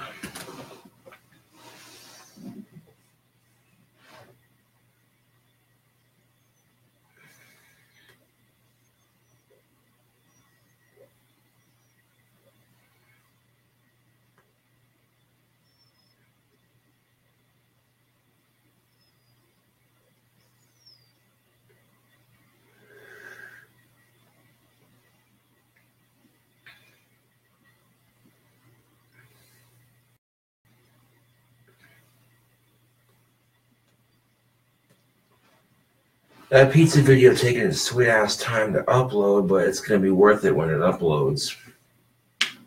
I was kind of hoping it would upload before the end of the day, but that's not gonna happen. So it looks like I might upload a little after 12 o'clock. Damn it. I was kind of hoping though that it would, but it doesn't look like that's gonna happen.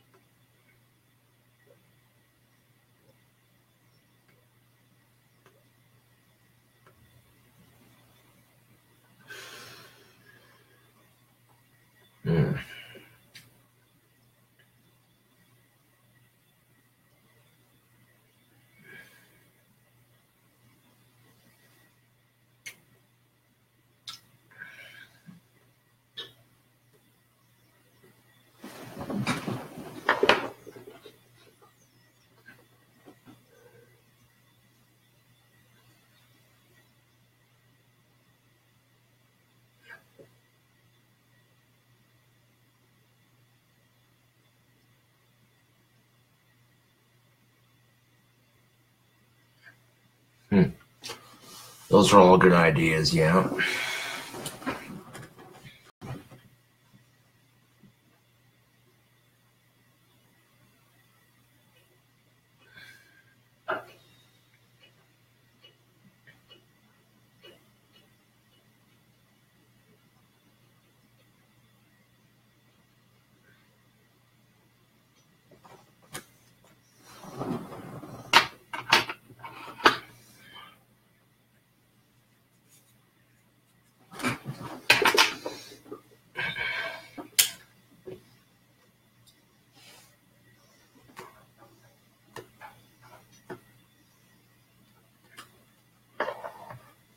Fans are making some suggestions in the chat here.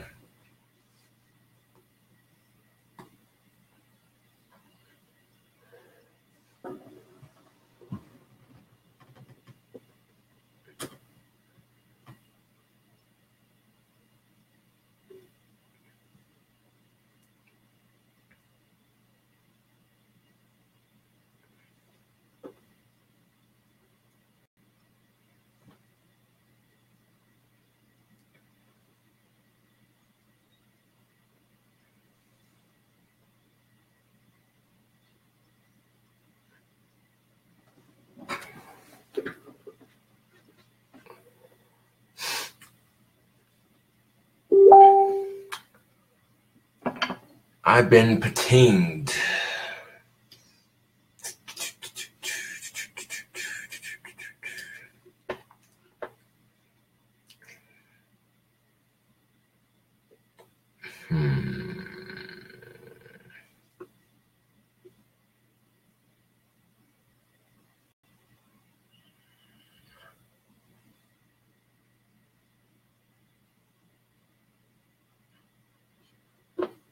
Someone hit me up in chat. They're like, can I get a wand from you?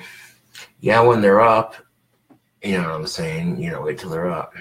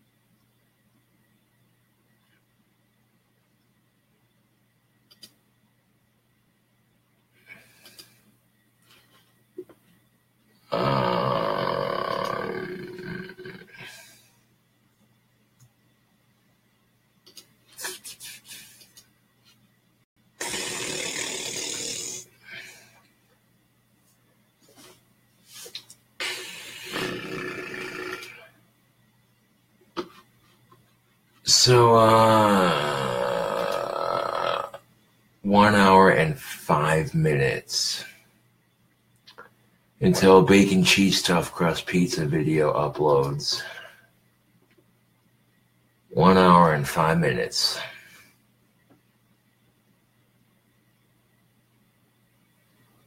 I already got 3 wands made. It's almost made all the way through out of 7 to go. If you're just joining me in chat,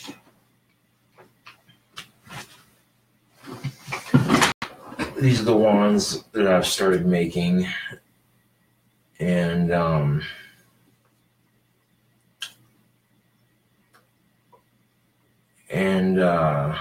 got 7 more sticks to turn into handheld wands, just like this one.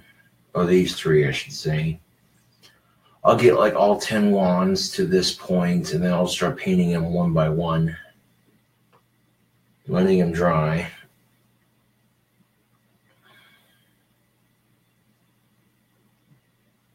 But yeah, getting that wand business started with the first 3 wands.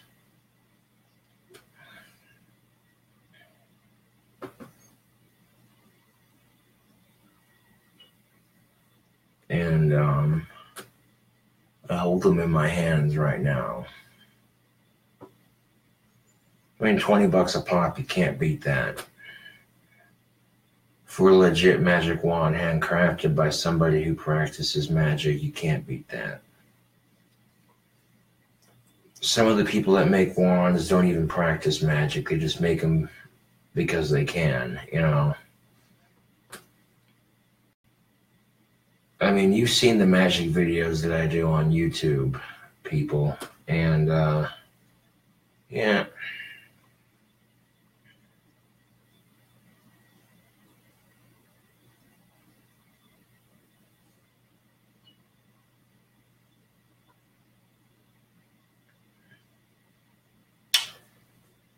I get them to this point before I start painting them and this and that.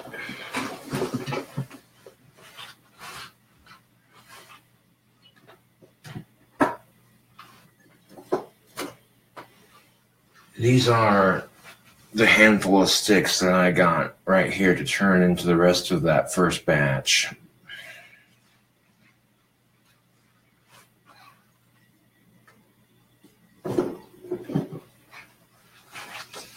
Pretty straightforward, people. My hands are covered in spray paint from painting my Stratocaster earlier. I'm not going to touch the paint on it, it's still fucking wet, but...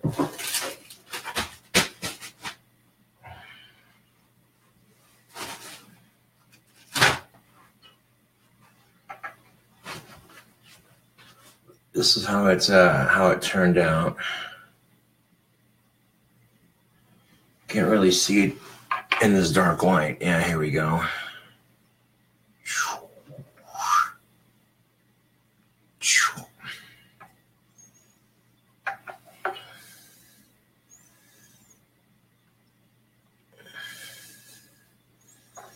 Pretty sweet looking Stratocaster.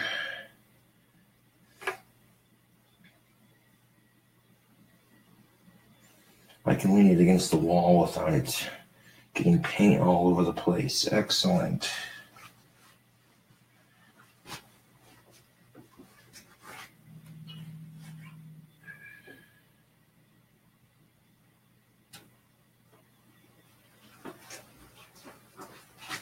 Now the next 2 steps to finishing that Stratocaster is ordering the custom whammy bar for it, engraving the back of the neck, and then getting it fixed.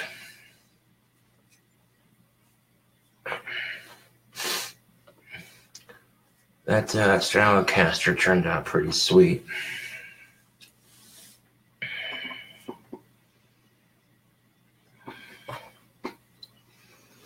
Sitting here carving out a couple wands, waiting patiently for the goddamn bacon cheese stuffed crust pizza video to upload. 1 hour, 1 minute remaining. Uploading is about 85%. I noticed that processing it, uploading takes forever, but processing seems to go a little bit quicker.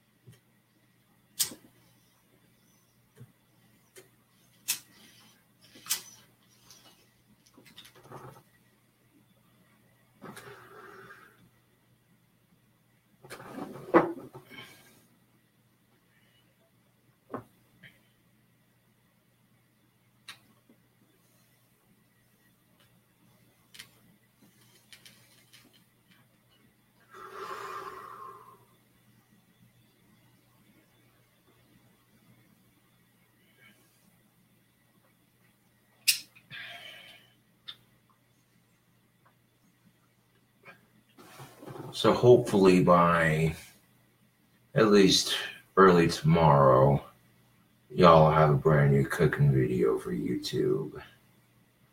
That pizza was pretty fucking dank though.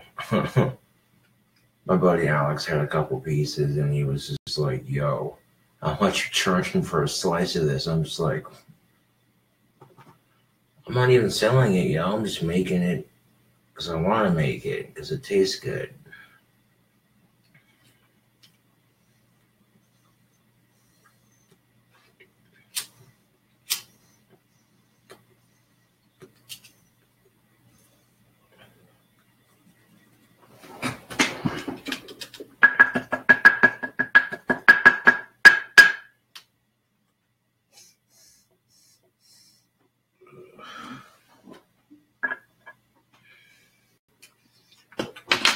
If I try to make wands per order, it's just, I'm gonna get swamped. So, make them in batches of 10, sell them for $20 a pop.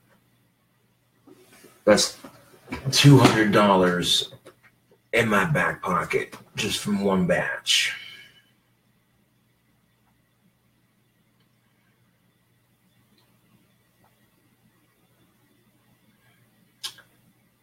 And shoot, if I'm dumping money into my own bank account for my own wand sales, then I'll spend my wand money. Aside from business expenses, of course, I'll spend my money on whatever I feel like buying. Because I'm taking the time to carve these out for y'all and make some money doing it, you know what I'm saying?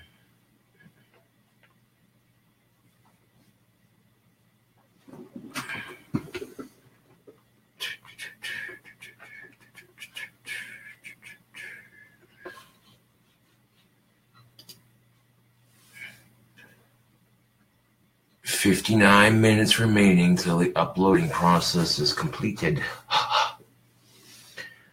Waiting for a video to upload to YouTube in real time is not exactly the most entertaining thing on the planet, but it's a cooking video, so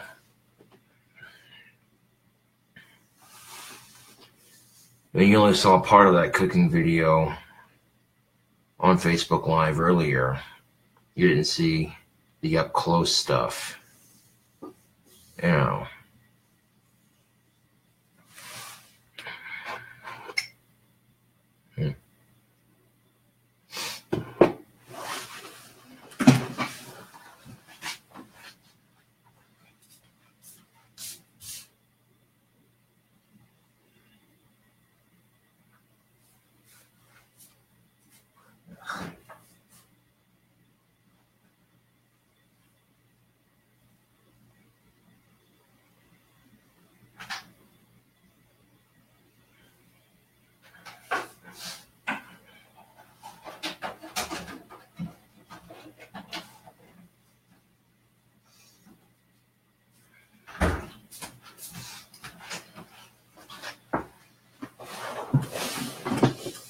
Oh man, I cannot wait till this pizza video uploads to YouTube. It's going to be fucking awesome. I can already see this hour-long cooking video of mine getting a lot of likes.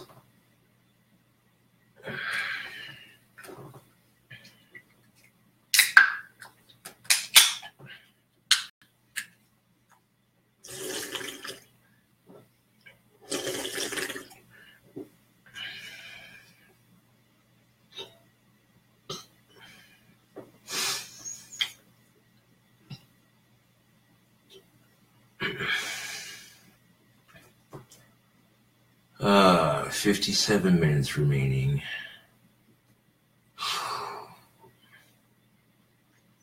Like sitting here trying to find a way to entertain y'all for this fucking long while I wait for this shit to upload.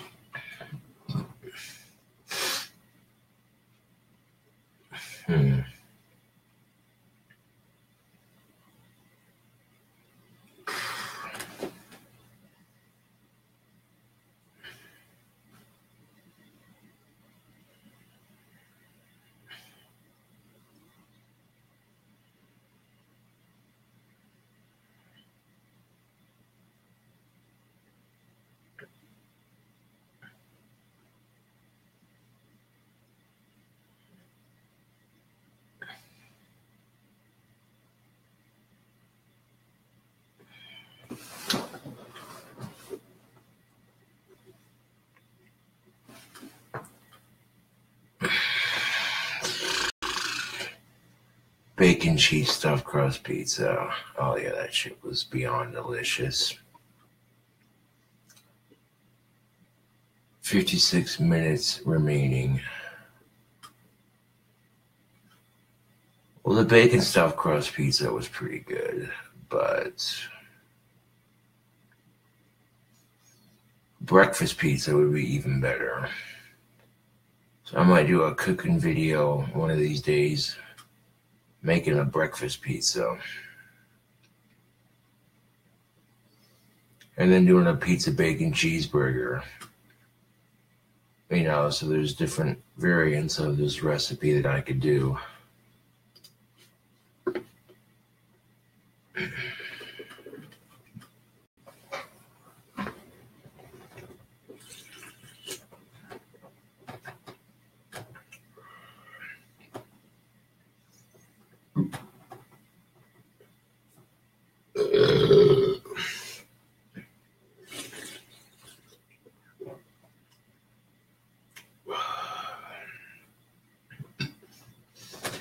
You know, on a much more serious note, all the mass shootings that happened, or the mass shooting that just recently happened in Florida on Valentine's Day of all days.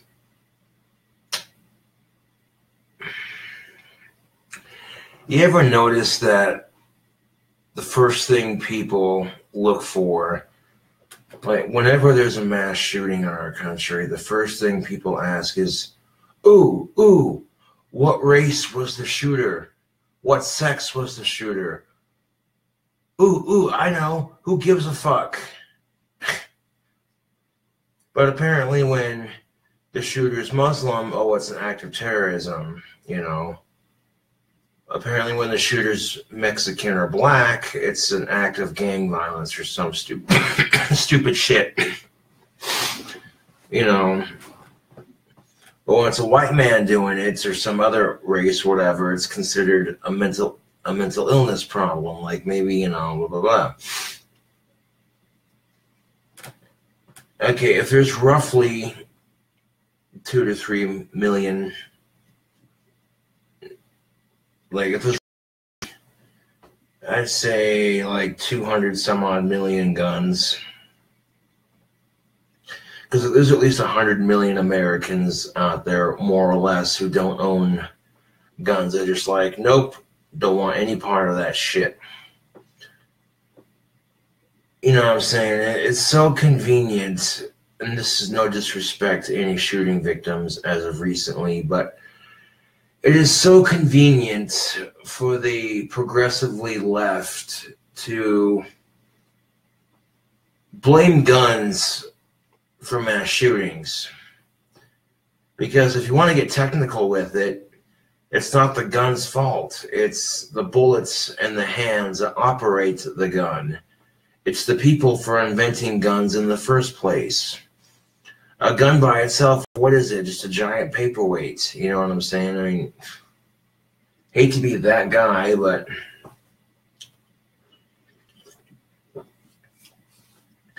because any fucking schmuck with a gun can shoot somebody. It's not exactly a rocket science here. I'm not saying you should. I'm just saying for as many people that own guns in this country, good old US of A, if guns are truly the problem, you'd know about it.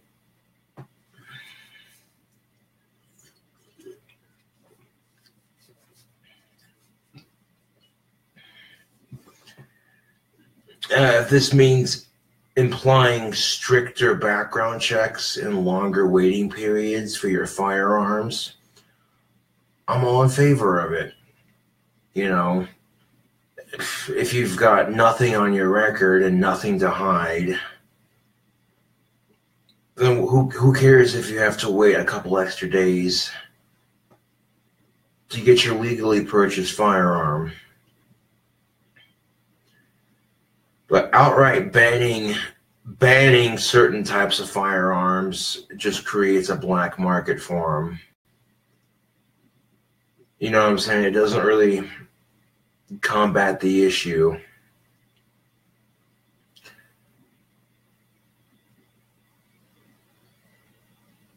And this fucking asshole that shot up his high school in Florida was just itching to do it, man.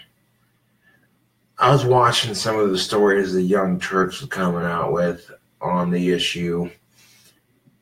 And as I've said before, I disagree with the Young Turks when it comes to my views on firearms. I don't think guns are the problem. I think people are the problem. Because people are the ones that invented guns in the first place. People are the ones it takes to operate a firearm.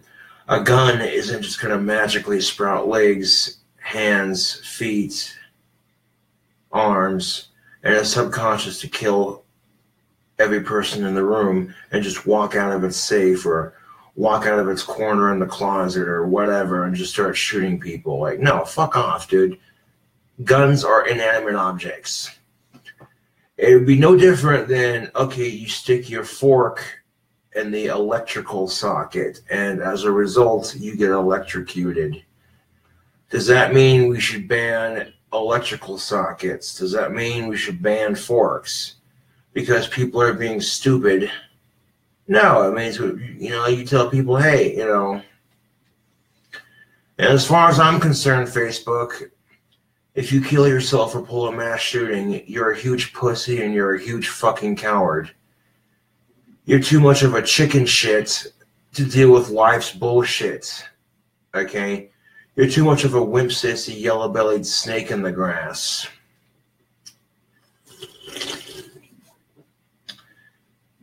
I think if you're the kind of person that pulls mass shootings, you're a fucking coward. To take someone else's life because you're angry at the world, what does that solve? Oh, I know, absolutely nothing. See, the difference is when I'm angry at the world, I make a video and I bitch about it because that helps, you know, and some people are going to hear what I'm saying. They're going to be like, yo, I can dig what this guy's saying, speaking some real shit here, you know. Sure.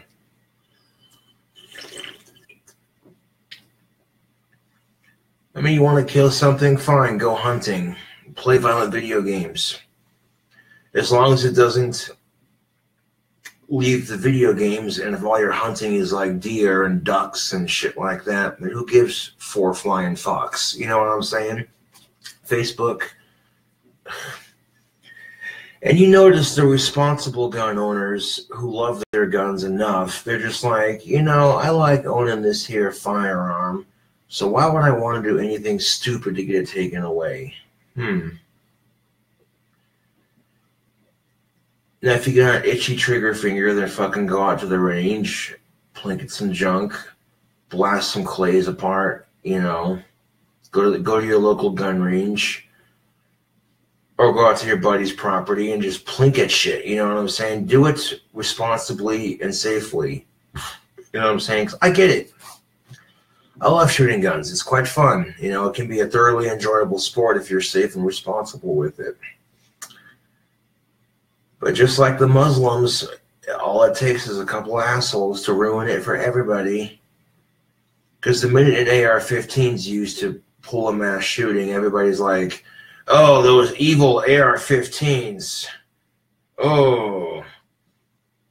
But then as soon as the FBI or any government official or cop or, say, military official uses an AR-15 to protect the freedom of the citizens of this country, nobody complains then.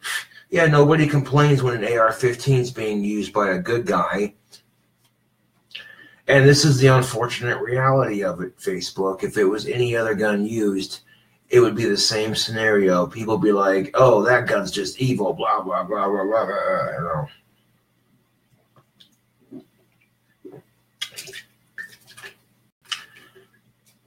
AR-15 shoots up a gay nightclub. Everybody loses their shit. AR-15 used to defend American freedom through our military. Everyone's like, hoorah.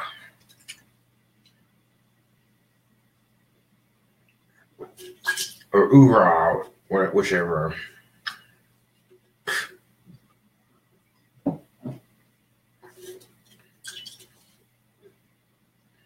The police use AR-15s to take down meth dealers who also have guns.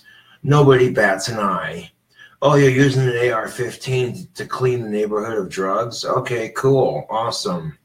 But using an AR-15 to fucking kill a bunch of innocent people, everybody loses their mind. There's unfortunately two sides to every coin.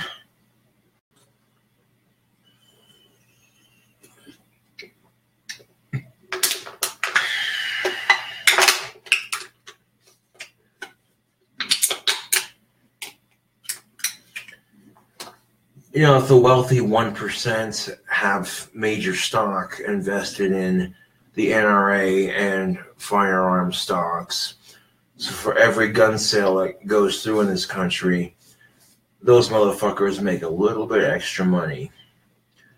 And when you got some high-playing people in charge of the government and how things are run, that sort of thing, and these same people are also members of the NRA and stuff like that. So the gun lobby in America is fucking crazy. You know what I'm saying?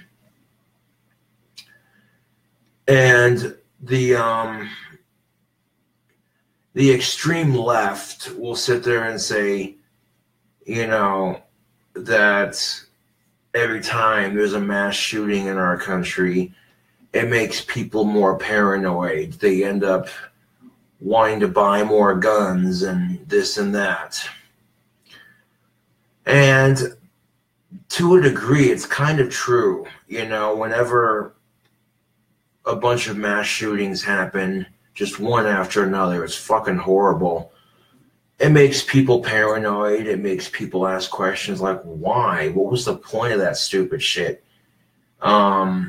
It makes guns look bad. Innocent lives are taken. It makes people paranoid.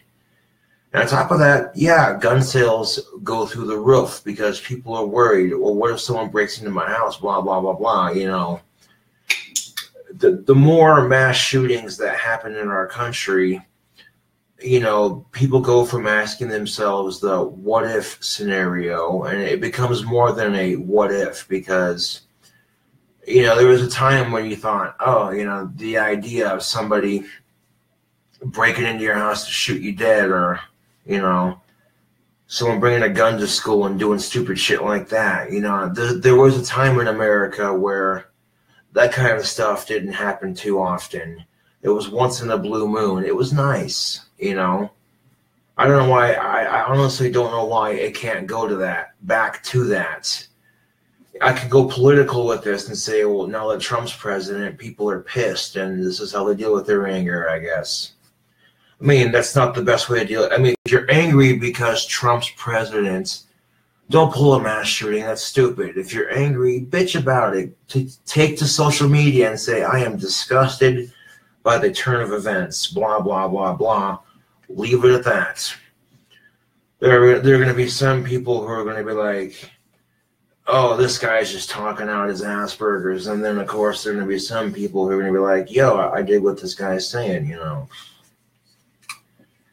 And, of course, the alternate right tries to justify, because the shooting happened on Valentine's Day, they were just like, well, maybe he was disgruntled over a breakup with a girlfriend, blah, blah, blah. No, none of that bullshit. Okay? It had nothing to do. This kid had little to no friends, and on top of that, he was brainwashed by this online terrorist organization, and the combination of not having very many friends and being brainwashed by a terrorist organization, you know what I'm saying? It's unfortunate when that kind of stuff happens. So, you know, you really got to be smart about this. You know what I'm saying? Like, seriously, if you pull a mass shooting, you're a huge coward and a huge pussy, in my opinion. You're not man enough to face society's problems like a mature person. So instead of being an adult about the situation, you take your anger out on somebody else who had nothing to do with it, more than likely. Some poor schmuck's gonna get their brains blown out because you're pissed at the world. Fuck off.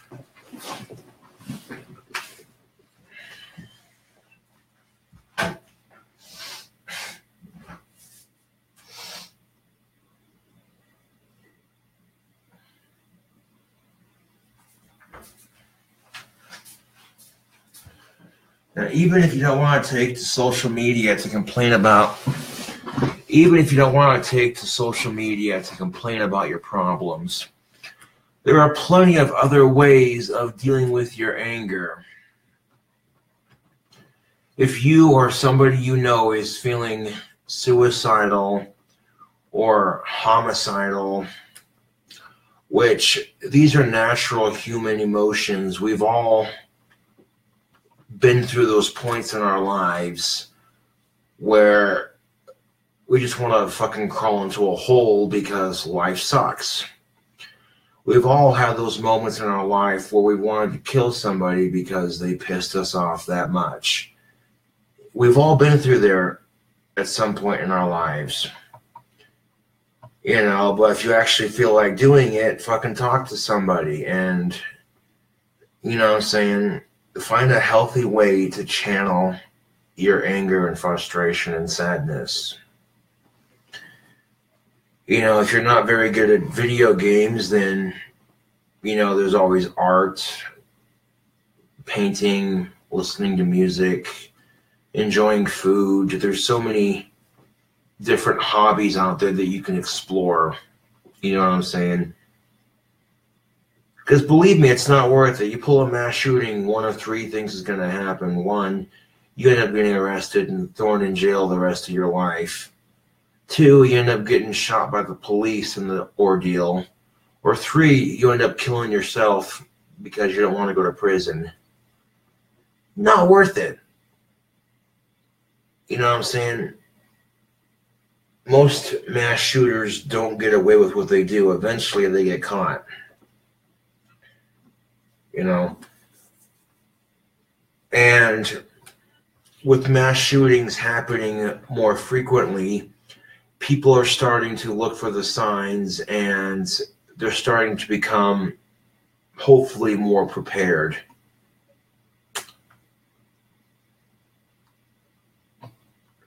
Now, isn't it unfortunate that we have to have metal detectors in schools now, to some degree, yes, it is kind of frustrating. You know, but that's the price you pay for this kind of crap. I mean, if we have to have stricter background checks and longer waiting periods for certain firearms, and if we got to start having metal detectors in our schools and at least one or two cop cars patrolling the school grounds to make sure on a daily basis, just to make sure that this kind of thing doesn't happen again, then so be it. You know what I'm saying? Because even though I love guns, you got to understand where certain people are coming from. People who have lost friends, family, and loved ones to gun violence and gun tragedies in this country have a completely different view on guns altogether. People who have experienced tragedy due to firearms, I tend to think these people don't really particularly care for guns. In fact, I'd probably say they distaste them quite a bit. They probably think, oh, they're evil, and, you know, guns are like magic. It's not necessarily evil, it's just who's wielding it. There are some people who wield guns and they're good, and then there are some people who wield guns and they're bad. That's a horrible way to look at it, but it's the fucking truth. Not everybody who practices magic is an evil son of a bitch. You know what I'm saying? Just like not every person who owns guns is an evil son of a bitch. But unlike magic, you know what I'm saying, you can't just apply background checks for magic and that sort of thing. Like, oh, you want to become a high-ranking sorcerer? Okay, well, let's see if you have the qualifications and blah, blah, blah. No, it doesn't work like that for magic. You just study and study and study and study. So that's one nice thing about guns. At least you have that control to a degree, you know. Sitting there and blaming the mass media and blaming guns for our society's problems, it doesn't really fix the problem. If anything, it just makes the problem worse, because instead of creating a solution, you're creating excuses, which those excuses will lead to more questions and this wild goose chase of not getting any answers. Just people on this side saying no, no, no, no, no, no, on this side going no, no, no, no, no, no. Okay, and that's really what it is, you know. Unfortunately, you can have an Iraq war veteran who owns an AR-15 responsibly, doesn't have PTSD, responsible, hardworking American citizen, and isn't going to plan anything stupid anytime soon. You know what I'm saying? But they can own it because they had it with them on duty and they decided to buy one because they loved it so much, and they take it out to the range and they have fun with it. Who the fuck cares? Nobody. But like I said, the minute an AR-15 is used by a bad guy, all of a sudden, oh, it's an evil gun, you know. It's stupid. I hate the coined term evil gun because that is such a media-propelled coined term, if you will. This is something that the fucking media, to some extent, and I'm not blaming the entire fault on the mass media here or on our society's issues. No, our society's issues and the mass media do share some of the blame for this kind of scenario. But is it 100% their fault? The answer is no, it's not, Facebook. It's not. A lot of it relies solely on the assholes who commit these atrocities against humanity. These cowardless, spineless, pussy motherfuckers who are pissed off at the world and they're angry about something, God knows what. And they think that killing an innocent person is going to justify their anger. And, you know, If you're thinking about committing suicide or a mass murder, the thing you gotta ask yourself is, how would you feel if someone killed somebody you loved or cared about? Or how would you feel if somebody close to you took a dignified exit? How would you feel? Ask yourself that question, Facebook. How would you feel if someone you loved or cared about took a dignified exit?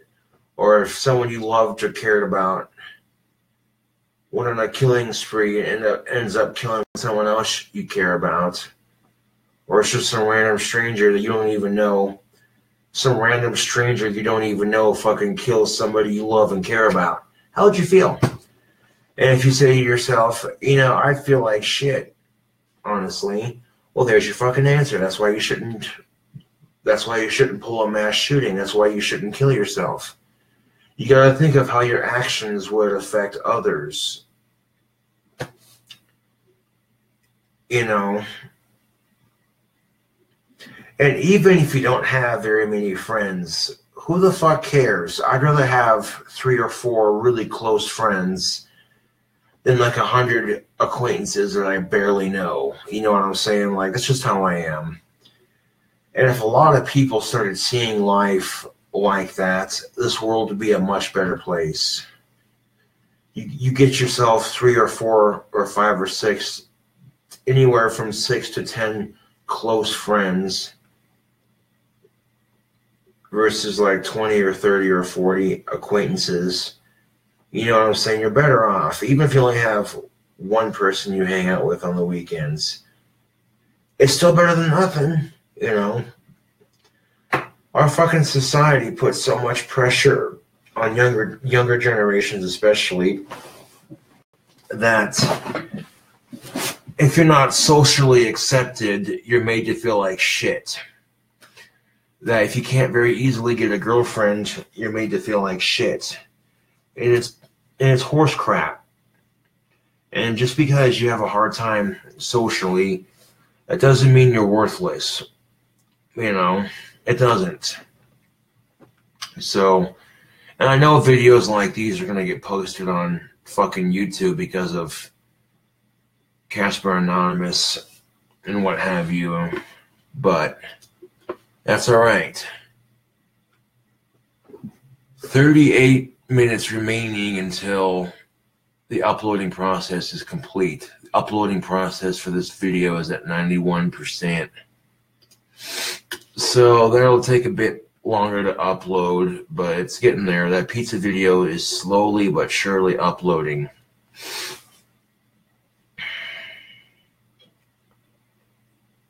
Like, I get so fucking tired of mass shootings anymore. I'm tired of hearing them. I'm tired of innocent Americans losing their lives. And I'm tired of guns getting a bad name.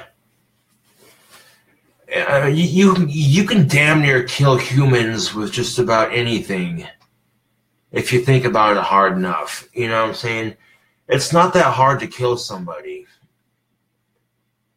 I mean, hiding the body is a more difficult aspect, obviously, but if you want to ban guns because they kill people, well, then you might as well ban everything else too.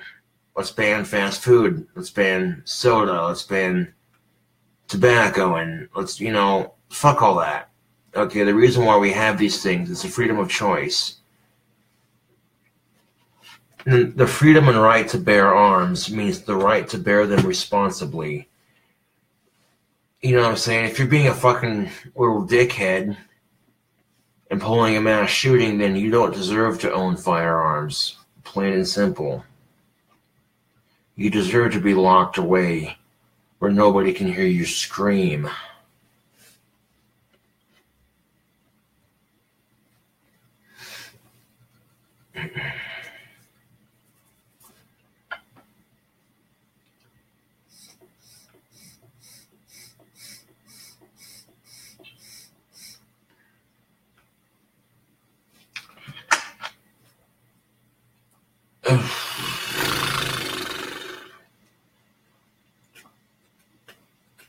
This live stream's like almost, there it goes, just about 3 hours long.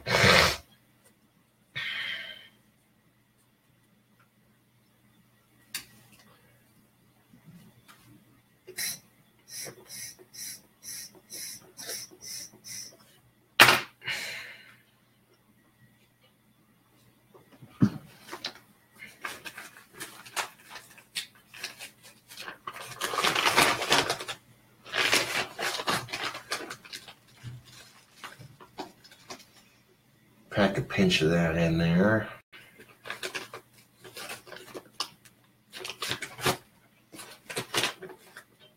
Load yourself a fat bowl of pipe tobacco. Smoke your delicious pipe tobacco and don't stress life. That's what it's all about, Facebook. Oh, but smoking a pipe is so bad for your health, and I give a fuck why. In fact, I could give 2 flying fucks less.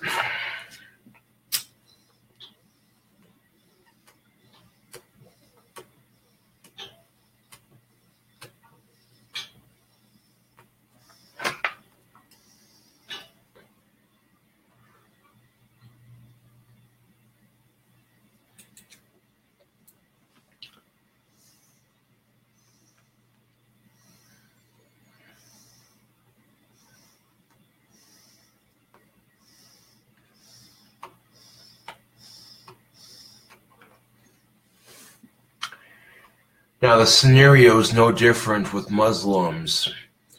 There are millions of peace-loving Muslims who try to practice their faith peacefully without hurting others. And yet, a couple of assholes calling themselves extremist Muslims are giving the rest of the Muslims a bad name.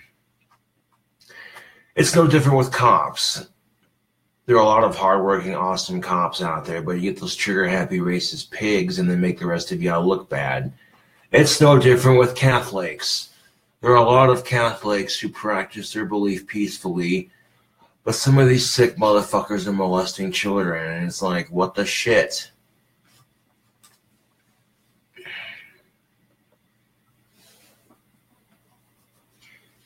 These people who go around saying that the Bible saved them from whatever bullshit they were going through. No, the fuck it didn't.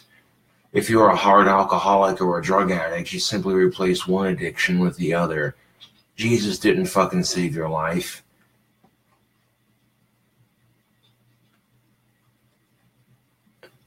You traded getting high for riding a high horse. Straight up. If you're a fucking drug addict or an alcoholic, and they make you take the 12-step program, and then you go around telling everybody, anybody who will listen, how Jesus fucking saved your life, is bullshit. You traded getting high for riding a high horse. Like, straight up. Sitting there saying Jesus Christ saved you from your drug addiction is like saying he gave it to you in the first place.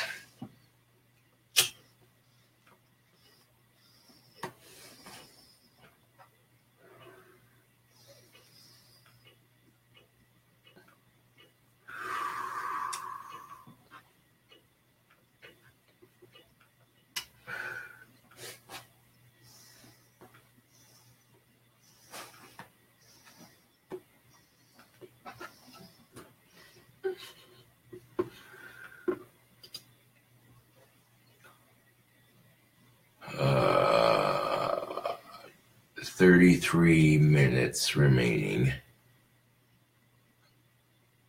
This bacon cheese stuffed crust pizza video is taking its sweet ass fucking time.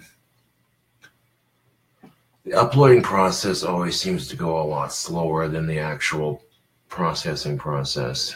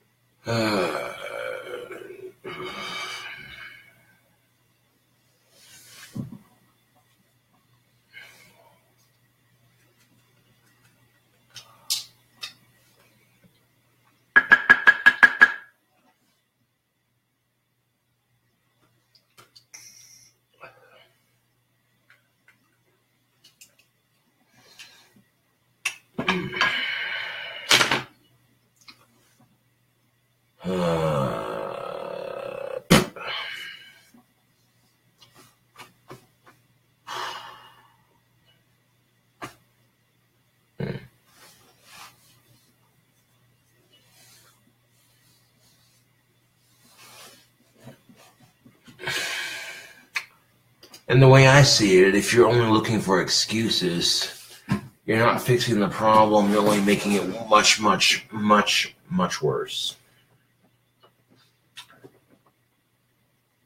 And when you're trying to find a solution to a problem, you know what I'm saying?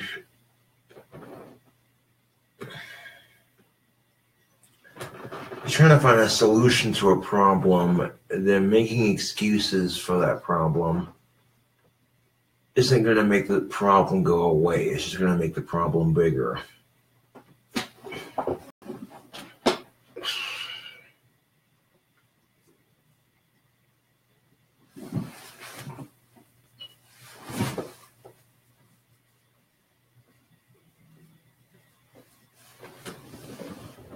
This isn't the first time there was a massacre on Valentine's Day.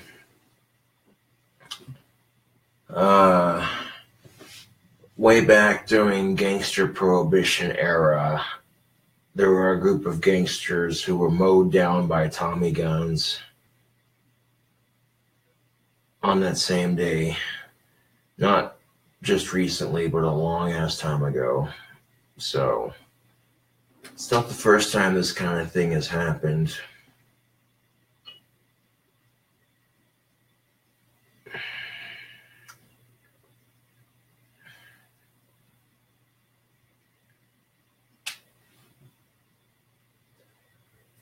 And you can't confront the people that are making your life hell by kicking the crap out of them.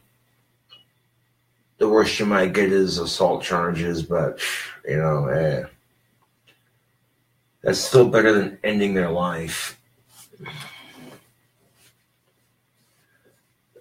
There really isn't a whole lot somebody could do to justify you killing them, you know. Okay, maybe they rape and kill your mother and daughter right in front of you. Okay, you want to blow their fucking brains out? Fucking get yourself some revenge. All right, no one's going to question you there. You know. Or if your fucking life is being attacked, you're in danger. And if you don't kill that person, they're going to kill you. Okay, you know. No one's going to argue with you on that. Like I said, there isn't a whole lot. There's really not a whole lot that justifies taking someone else's life. You know what I'm saying? Because that's just a horrendous thing to do, you know. And before you actually go out and fucking do it, you have to ask yourself, how would you feel if it happened to someone you loved and cared about? Sincerely. I know I'm repeating myself on this video, but sometimes that helps. If the thought of someone you loved or cared about getting killed by someone you don't even know in a stupid mass shooting, or someone you love and care about blowing their brains out from suicide, you know, if the thought of that makes you feel like shit, then, you know, you have to imagine how your suicide or how the mass shooting you may or may not pull would affect others around you, not just your loved ones, but other people in general. You know what I'm saying? And if you'd feel like shit if someone you loved and cared about was killed in a mass shooting, or if someone you loved and cared about killed themselves, then you can believe that if you do those kinds of things, then, you know, that's going to have a negative effect on the world around you. You know what I'm saying? No, not only do I feel sorry for the victims of any mass shooting, I feel sorry for the victims' families. You know, I can't imagine going through something like that. Oh, wait, I kind of did. Yeah, my stepmom was in a shooting. She survived, thankfully enough. The fucking idiot brought a crossbow to the college my stepmom was working at, and he killed his professor and his professor's girlfriend off campus. But I didn't know, you know, when I heard there's a mass shooting going on at a college, I'm like, well, shit, you know what I'm saying? So I kind of went through that, you know what I'm saying? But that's my point. I hate bringing that up as an example, but that's my point exactly. You know, this dude the dude that posed the shooting at the Casper fucking college used a fucking crossbow of all things. You know what I'm saying? Like, my point exactly. Stupidity knows no bound. And I remember making a video talking about it because I was worried about my mom, you know, and I cried a little bit on fucking YouTube. And people reposted the video. Oh, look, Gothic King Cobra crying like a little bitch. Ha ha. Ha ha. Because trolls have no lives. I guarantee if any one of these trolls who laughs at me for crying at a situation like that, they'd probably feel the exact same way if it was someone they cared about going through something like that. They won't fucking admit it, but I know I'm right.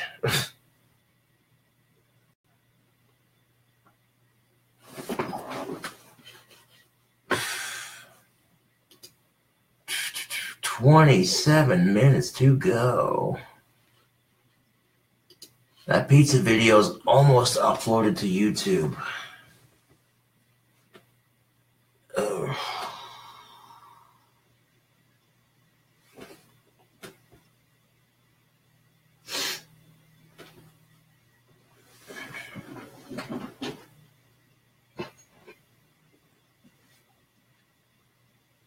I feel like I didn't really go into detail about certain things.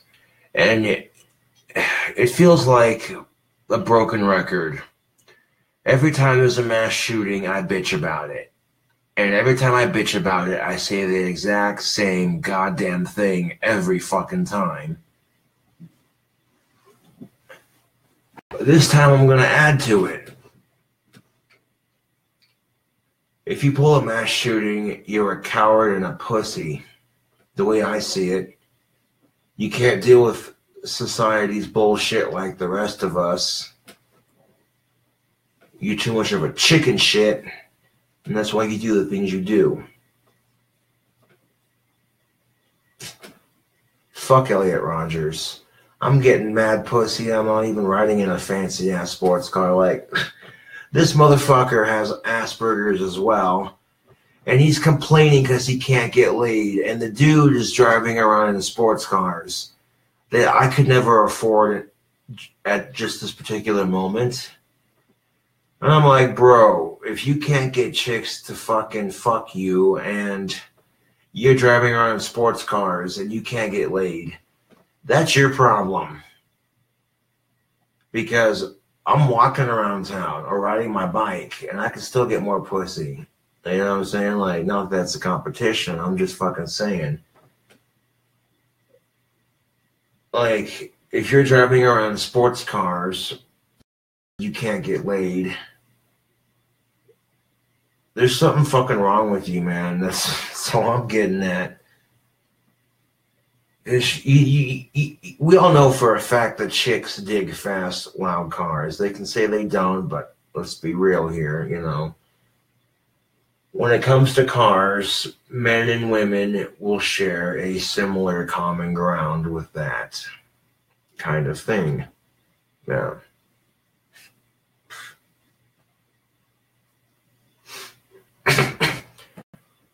And the only thing that helps me sleep better at night is knowing that there are other people who have had Asperger's in the past, who have done greater good things for humanity. And that one bad apple shouldn't ruin having Asperger's for me or for anyone else. You know what I'm saying, Facebook?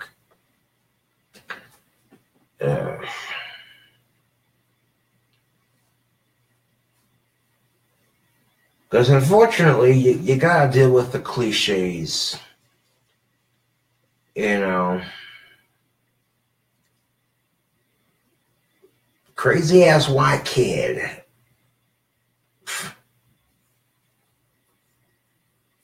That seems to be the general appearance of most of these spineless pussies nowadays who are doing this kind of thing. Just crazy ass white kids who are pissed off at the world, and most of their thinking ain't right. In fact, 99.9% of the way they think isn't right. A lot of, and this isn't always necessarily the case, but a lot of these mass shooters are driven by hatred and racism, and it's just sad. These people are throwing away their lives. They have so much potential to do good things for humanity, and they're throwing their potential and someone else's potential away because they're pissed. That's what I'm getting at. Like, you think your Valentine's Day sucked. Oh, you're single on Valentine's Day. Boo-hoo. It was a mass shooting in Florida. So you really want to complain about Valentine's Day? You really want to fucking complain about Valentine's Day, Facebook? You thought your Valentine's Day sucked. What have I always said? It could be worse. And in this case, it's the goddamn truth. Could you imagine going through something like that? I couldn't. I mean, do we have to have stricter background checks on certain firearms? Longer waiting periods, you know?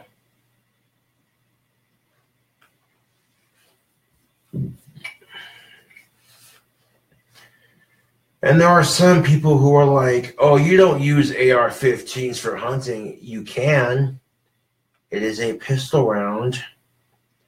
And technically speaking, if you get a license to hunt with such a firearm, you can do it.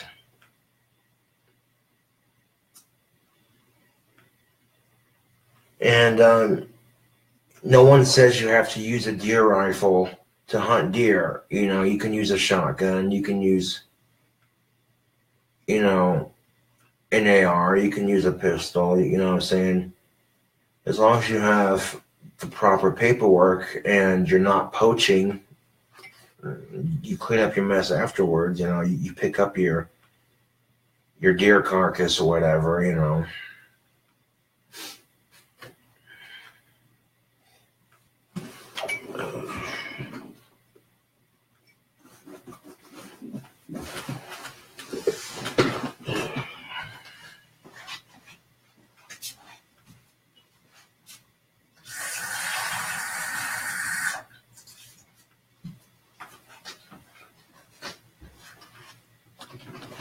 Oh, but guns are so evil, aren't they, Facebook? Yeah.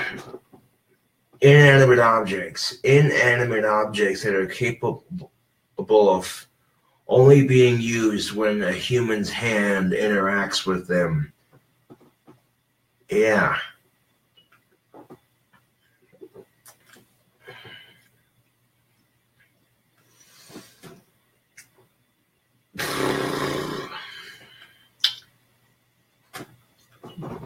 A lot of people get tired of me saying it, but guns are not the problem. I'm telling you right now.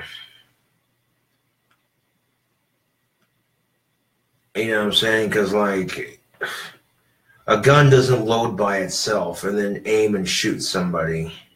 by itself. It takes another human to do that sort of thing.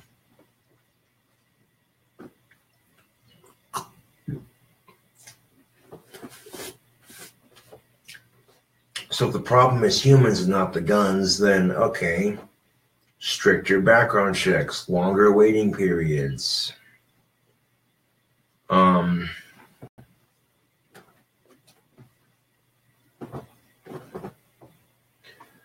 If they have a suicide hotline, why not a hotline for people who are feeling like they're gonna pull some shit?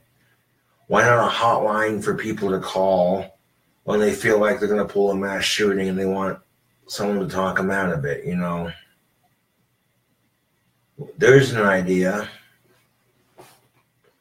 Why the fuck not, Facebook? We have a hotline for suicide prevention. Why not a hotline for mass shooting prevention? MSP hotline. It's got a ring to it.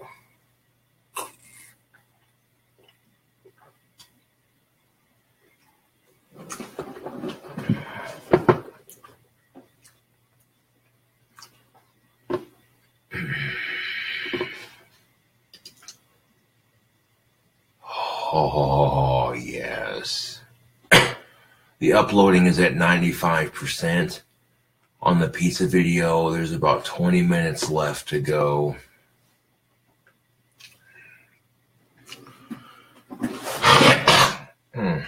Excuse me.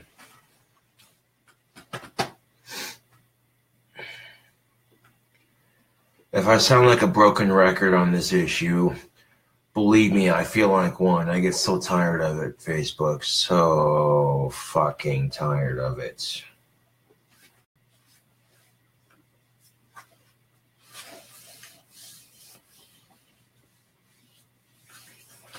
But me bitching about the mass shootings isn't going to make them stop, unfortunately. I wish it did. I wish me complaining about it made it stop. But unfortunately, it doesn't. So that's a conscious effort on all of our parts. If you see someone who looks like they're having a really shitty day, you know what I'm saying? I know the best way to prevent mass shootings in high schools especially is to reach out to those socially awkward kids, you know, and make them feel welcome. Like if they're being bullied or harassed or teased, or they're having issues with the opposite sex, that sort of thing, giving them a program in a school where they can get together in a group and discuss how they feel. And I guarantee you that if a lot of these socially awkward kids get together and they talk amongst each other in a group-like session about how they're feeling, you know, they see other teens their own age going through similar shit, you know, it might actually help. I mean, if we're going to have a mass shooting prevention hotline, you know what I'm saying, why not take it a step further and extend that program into our school system? You know,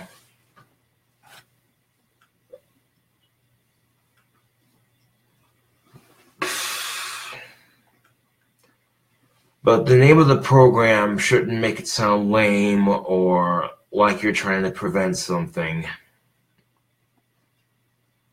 You could call it the outreach program, is what you could call it. The outreach program could be for like troubled teens who are struggling to fit in socially, and you know, shit, if I became a rock star and I was like super fucking famous, I do that in my spare time. I go to schools around the country and I talk to students about that kind of thing. You know what I'm saying?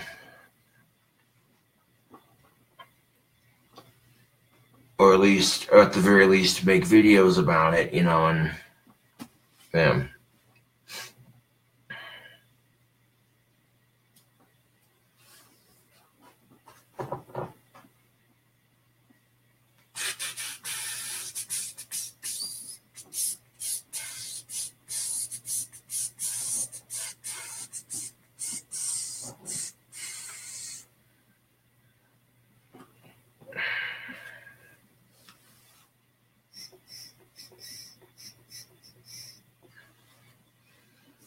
Hmm.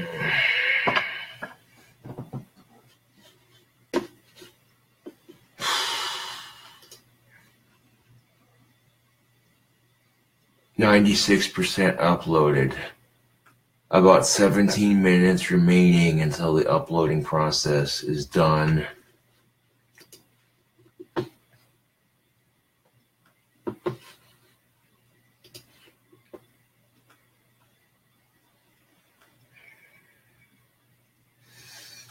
Hmm. 16 minutes remaining.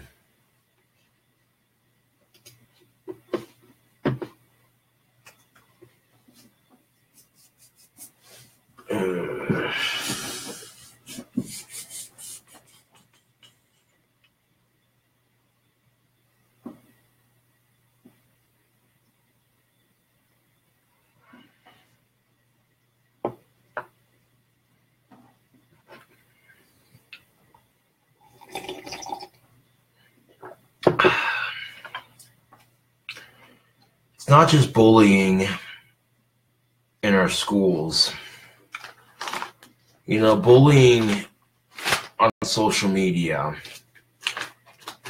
And I see odd similarities with YouTube and the education system when it comes to bullying and people. Much like high school, you have your different cliques and different groups of people. And much like YouTube, you have your different kinds of YouTubers providing different content, that sort of thing. Much like the school system that says, welcome to blah, blah, blah, high school, you have the right to a harassment-free experience. Much like YouTube, which says, welcome to YouTube, you have the right to a harassment-free experience. And both YouTube and freaking, the school system say that if you're being bullied or harassed, report it and they'll take care of it. And 9 times out of 10, the school system doesn't do anything about bullying. And 9 times out of 10, YouTube is the exact same. Hardly ever does shit about bullying. So, yeah. Which kind of sucks too, because if you're not doing anything to combat the bullying problem, then you're only going to make it worse. And that's not exactly rocket science now, is it?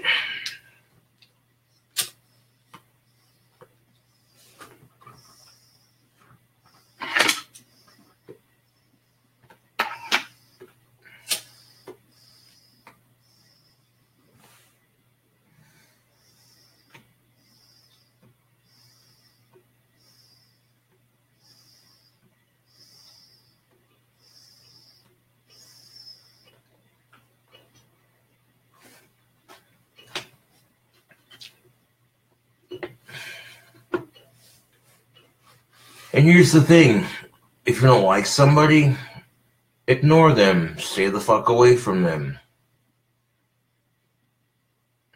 If you can.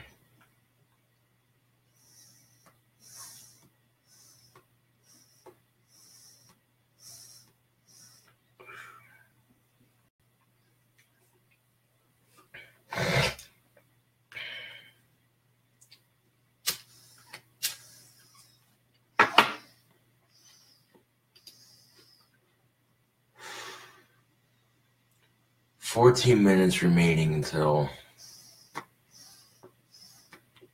bacon cheese stuffed crust pizza video." Yes. 13 minutes remaining. Hopefully the processing goes a little bit quicker than the uploading. It usually does.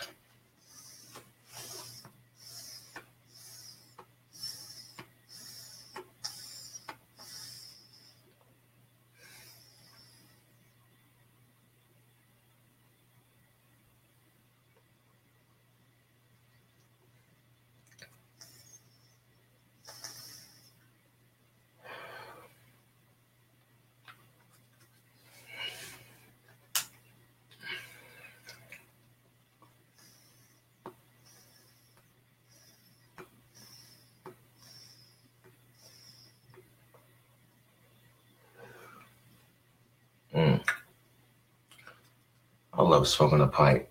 That's delicious.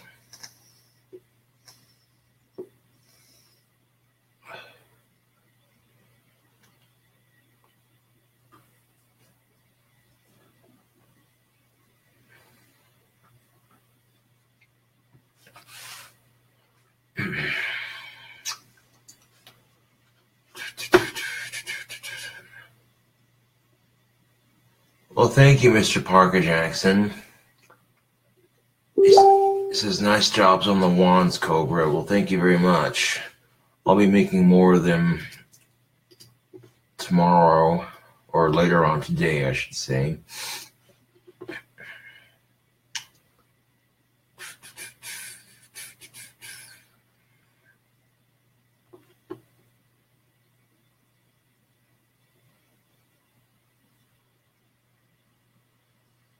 Oh.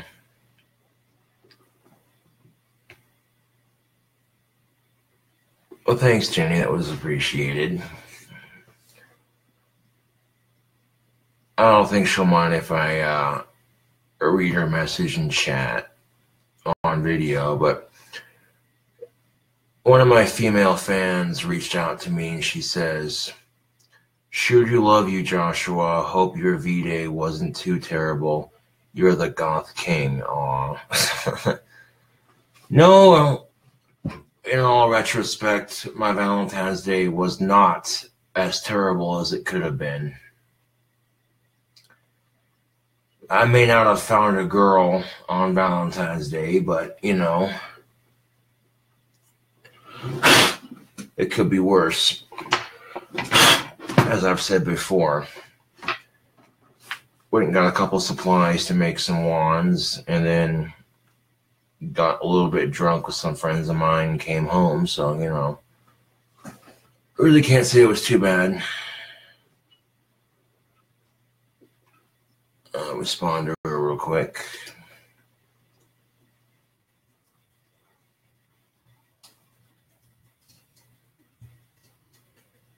I mean, it was a little bit lonely, but other than that, it wasn't too bad. All things considered, it wasn't too bad at all. Woohoo, 11 minutes, baby. 98% uploaded. 11 minutes, yeah.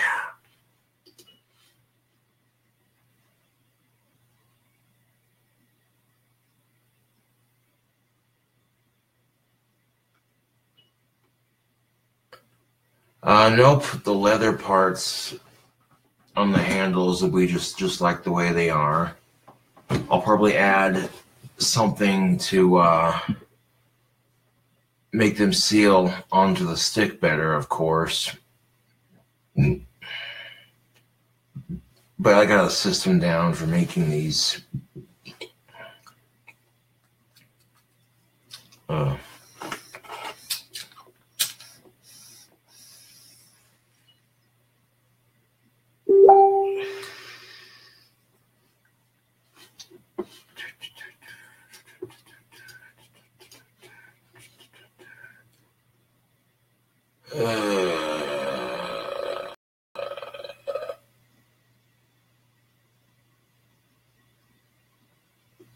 Right.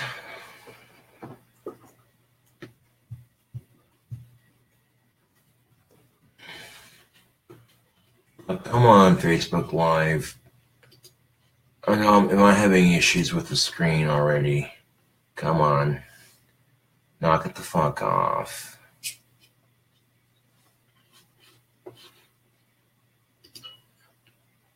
Yeah. 9 minutes remaining until the uploading process is done. Oh, so close. So bloody close.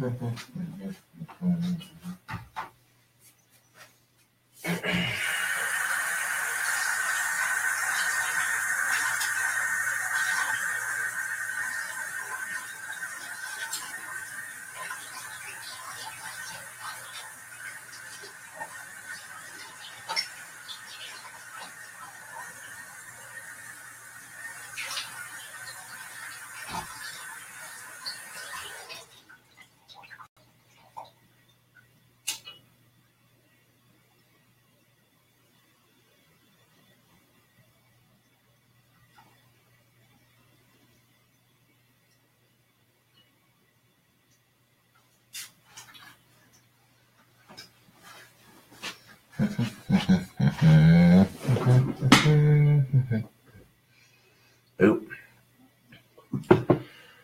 Try not to spill any of my water here if I can help it. Yeah. No sense in crying over spilt water. Hold on a second. It's an age-old expression, but it's the fucking truth.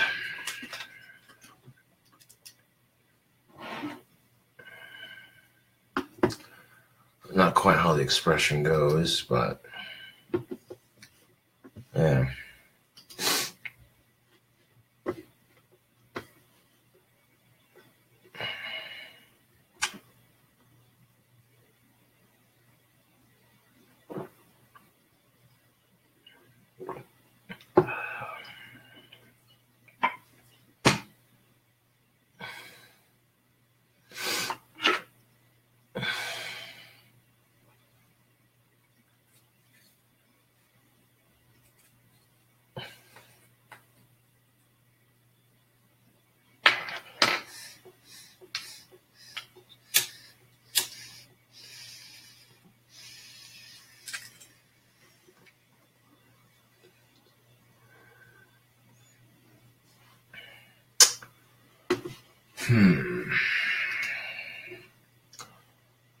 Just 7 minutes to go until it's done uploading.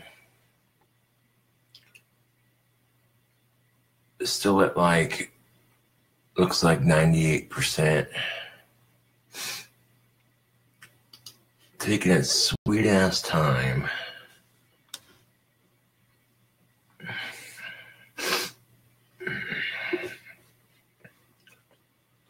But as soon as that video uploads to YouTube, I'm going to post it on my page on Facebook so y'all can check that out. Yeah.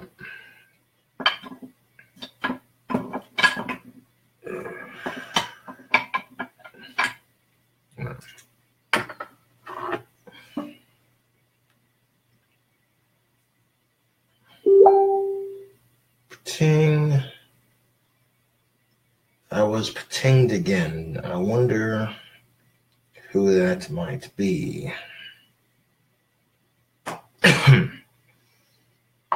There's one way to find out.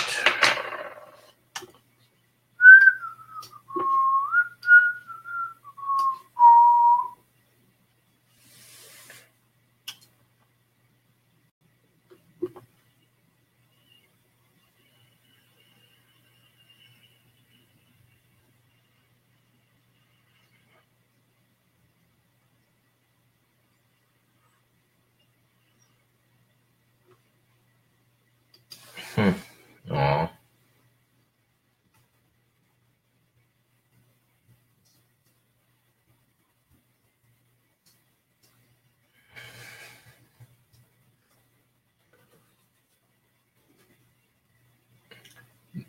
This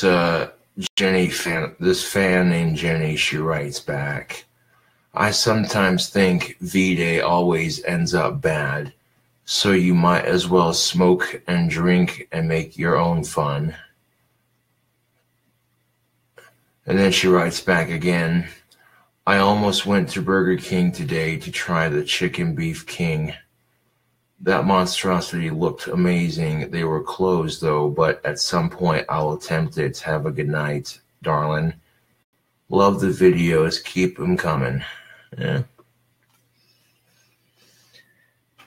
Yeah, if I made the sandwich look good on Burger King's video that I did, then yeah, cool. My job is done. If I made some people want to try that shit, then my job's done. Oh yeah, 5 minutes remaining at 99%. This fucking pizza video that I made up for YouTube is taking its sweet ass time to upload, but when it's done uploading, oh, look the fuck out.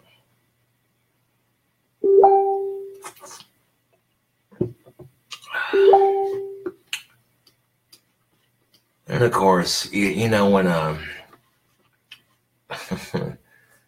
yeah. Aw, I got two big old smiley faces.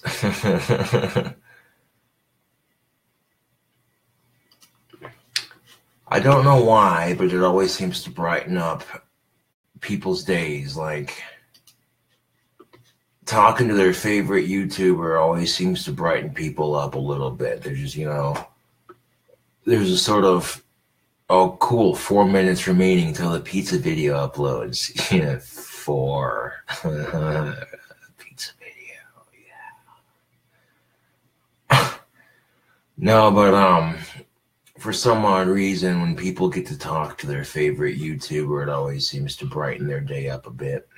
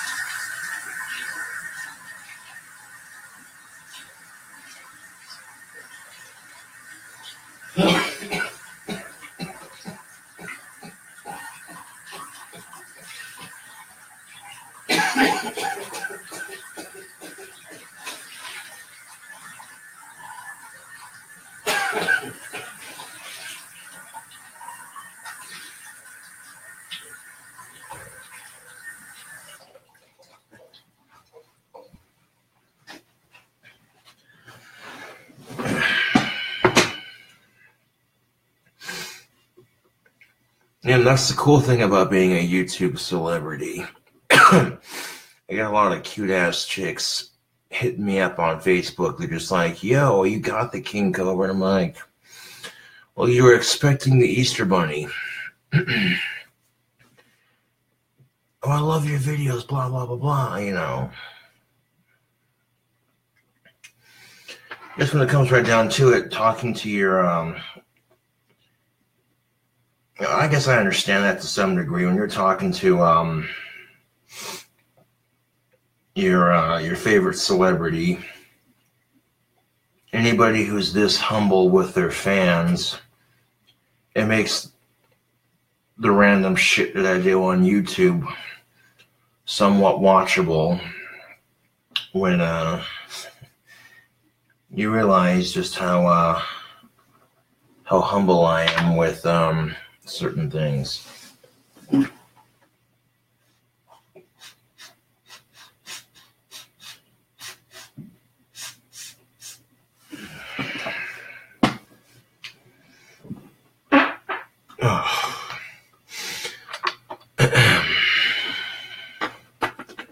But as I sit here and I wait patiently for the pizza video to upload to, oh, here we go. Now it's processing. Processing at 3%.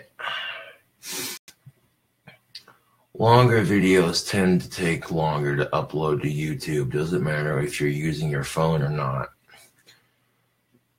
If I got like a quick 4 to 5 minute video for YouTube, I don't mind using my phone to upload it, but if my video is any longer than that, I'll use my desktop to upload it. That way I'm not burning through cell phone data, uploading bullshit videos to bullshit YouTube.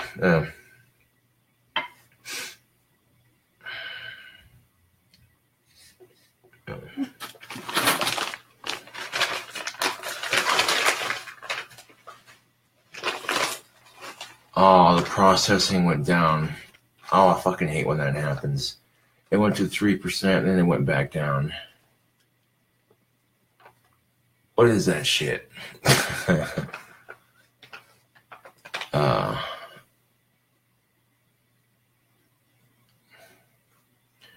Your video was uploaded. Once the processing is complete, your video can be found at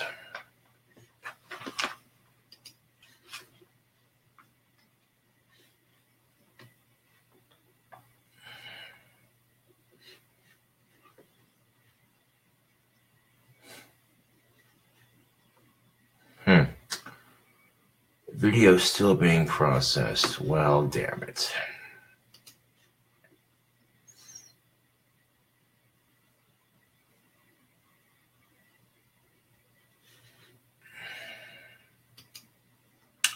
Now that it's uploaded to YouTube, I don't need to keep that bar open.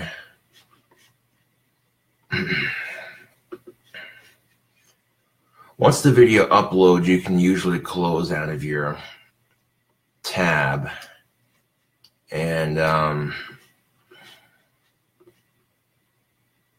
once you've entered the processing part, let's see, Creator Studio.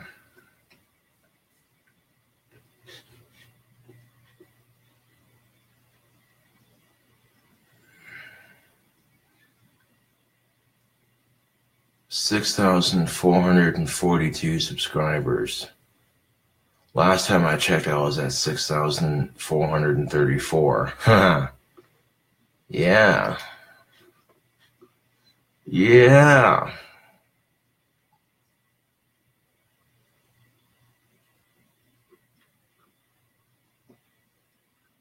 Thank you for your upload. Thank you. Your upload is complete. Refresh the page once the video is done processing to see the video player and thumbnail.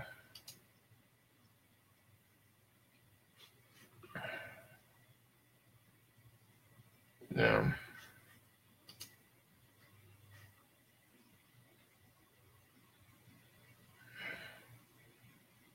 By the looks of it, it's gonna take a freaking while for it to process. But as soon as it's done processing,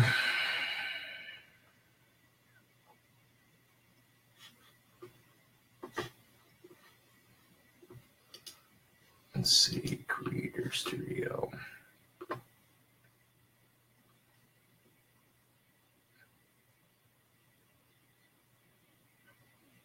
It'll finish processing here in a bit, so I'm not gonna worry about when that happens. At least now it's processing like it's supposed to.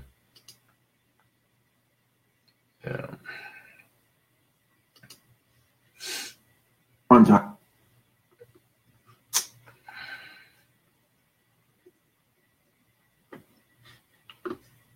47 likes and 12 dislikes on the Chicken Beef King.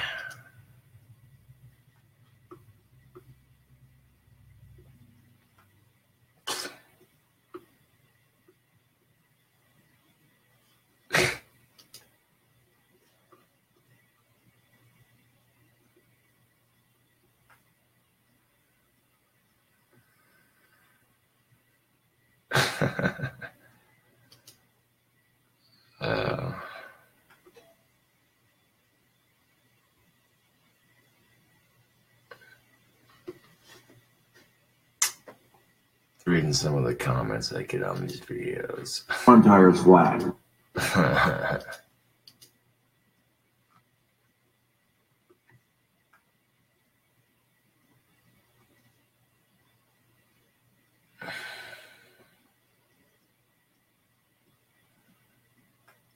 God damn it, that is a massive cross section.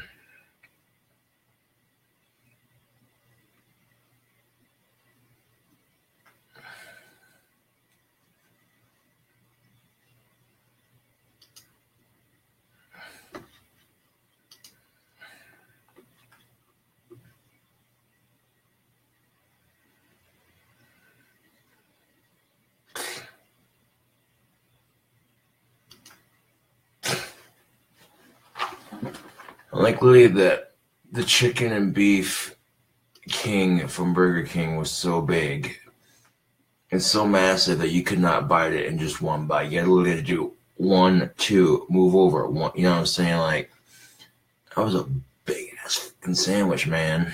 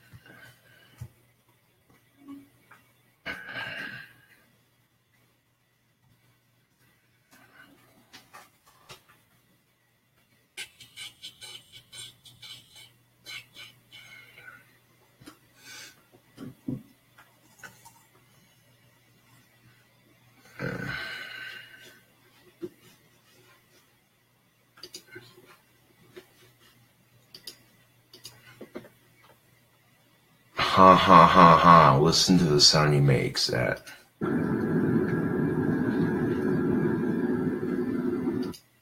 That's nice. That's very nice.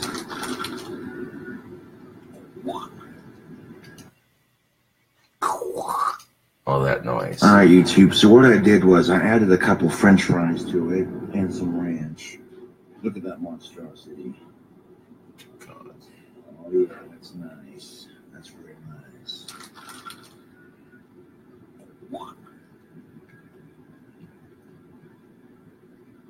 There we go. Got a couple fries left before we get into the main course. Look at this monstrosity, YouTube. Let's hit a 360 of it real quick. Good gracious. That's a big old sandwich right there. Yes, it was. Yes.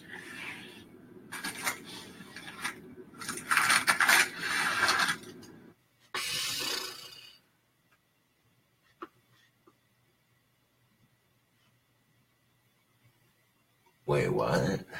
Stormy Daniels says not only is she free to tell her story, but she also has props. You may have heard of the In Touch interview that she did, where back in the day she said in 2006 she had sex with Donald Trump in his Lake Tahoe hotel suite. In case you need to be reminded of what they look like, that's it. Imagine them having sex with each other. No. Yep, you're gonna have to do it. I don't. You can't do that. You can't stomach it. You can't watch the rest of the segment. The reports were that she was paid $130,000 not to talk about it leading up to the election last year. And Trump's lawyer just admitted that he had done that he paid $130,000 from his account. It was reported in multiple sources and it was confirmed by Trump's lawyer. So Stormy says that invalidates the NDA that they had accompanying that settlement so she can tell her story. And she says she, just like Monica Lewinsky, has a dress with the president's materials on it. Let's take a look at that dress. I'm just kidding. I made that one up. Yeah. That's not the one I looked at online. That's my joke one. That's like the Nickelodeon sponsored dress. Yes, it is. The joke here is that the president is orange And so that would be orange. No, that is actually not it. Here's the actual dress that she says she has. It's a gold dress, which she says was kept in pristine condition ever since the events of 2006. And so as this is reported by a website called The Blast. Perfect. Absolutely perfect. Sometimes life just gives you the perfect moment. Yeah. What do you make of this? I think this story, I mean, first of all, I don't know what everyone's complaining about. Trump's lawyer paid for everything, so it's all fine. But when you look at a story like Trump's marriage isn't fine.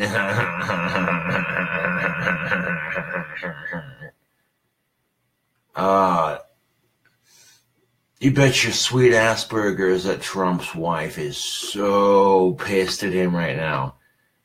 She's just like, oh, if I wasn't the first lady, I swear I'd divorce your ass right now. Guarantee you how that goes. That's exactly how that shit goes. She's like, oh, if I wasn't the first lady, well, I'd divorce your ass.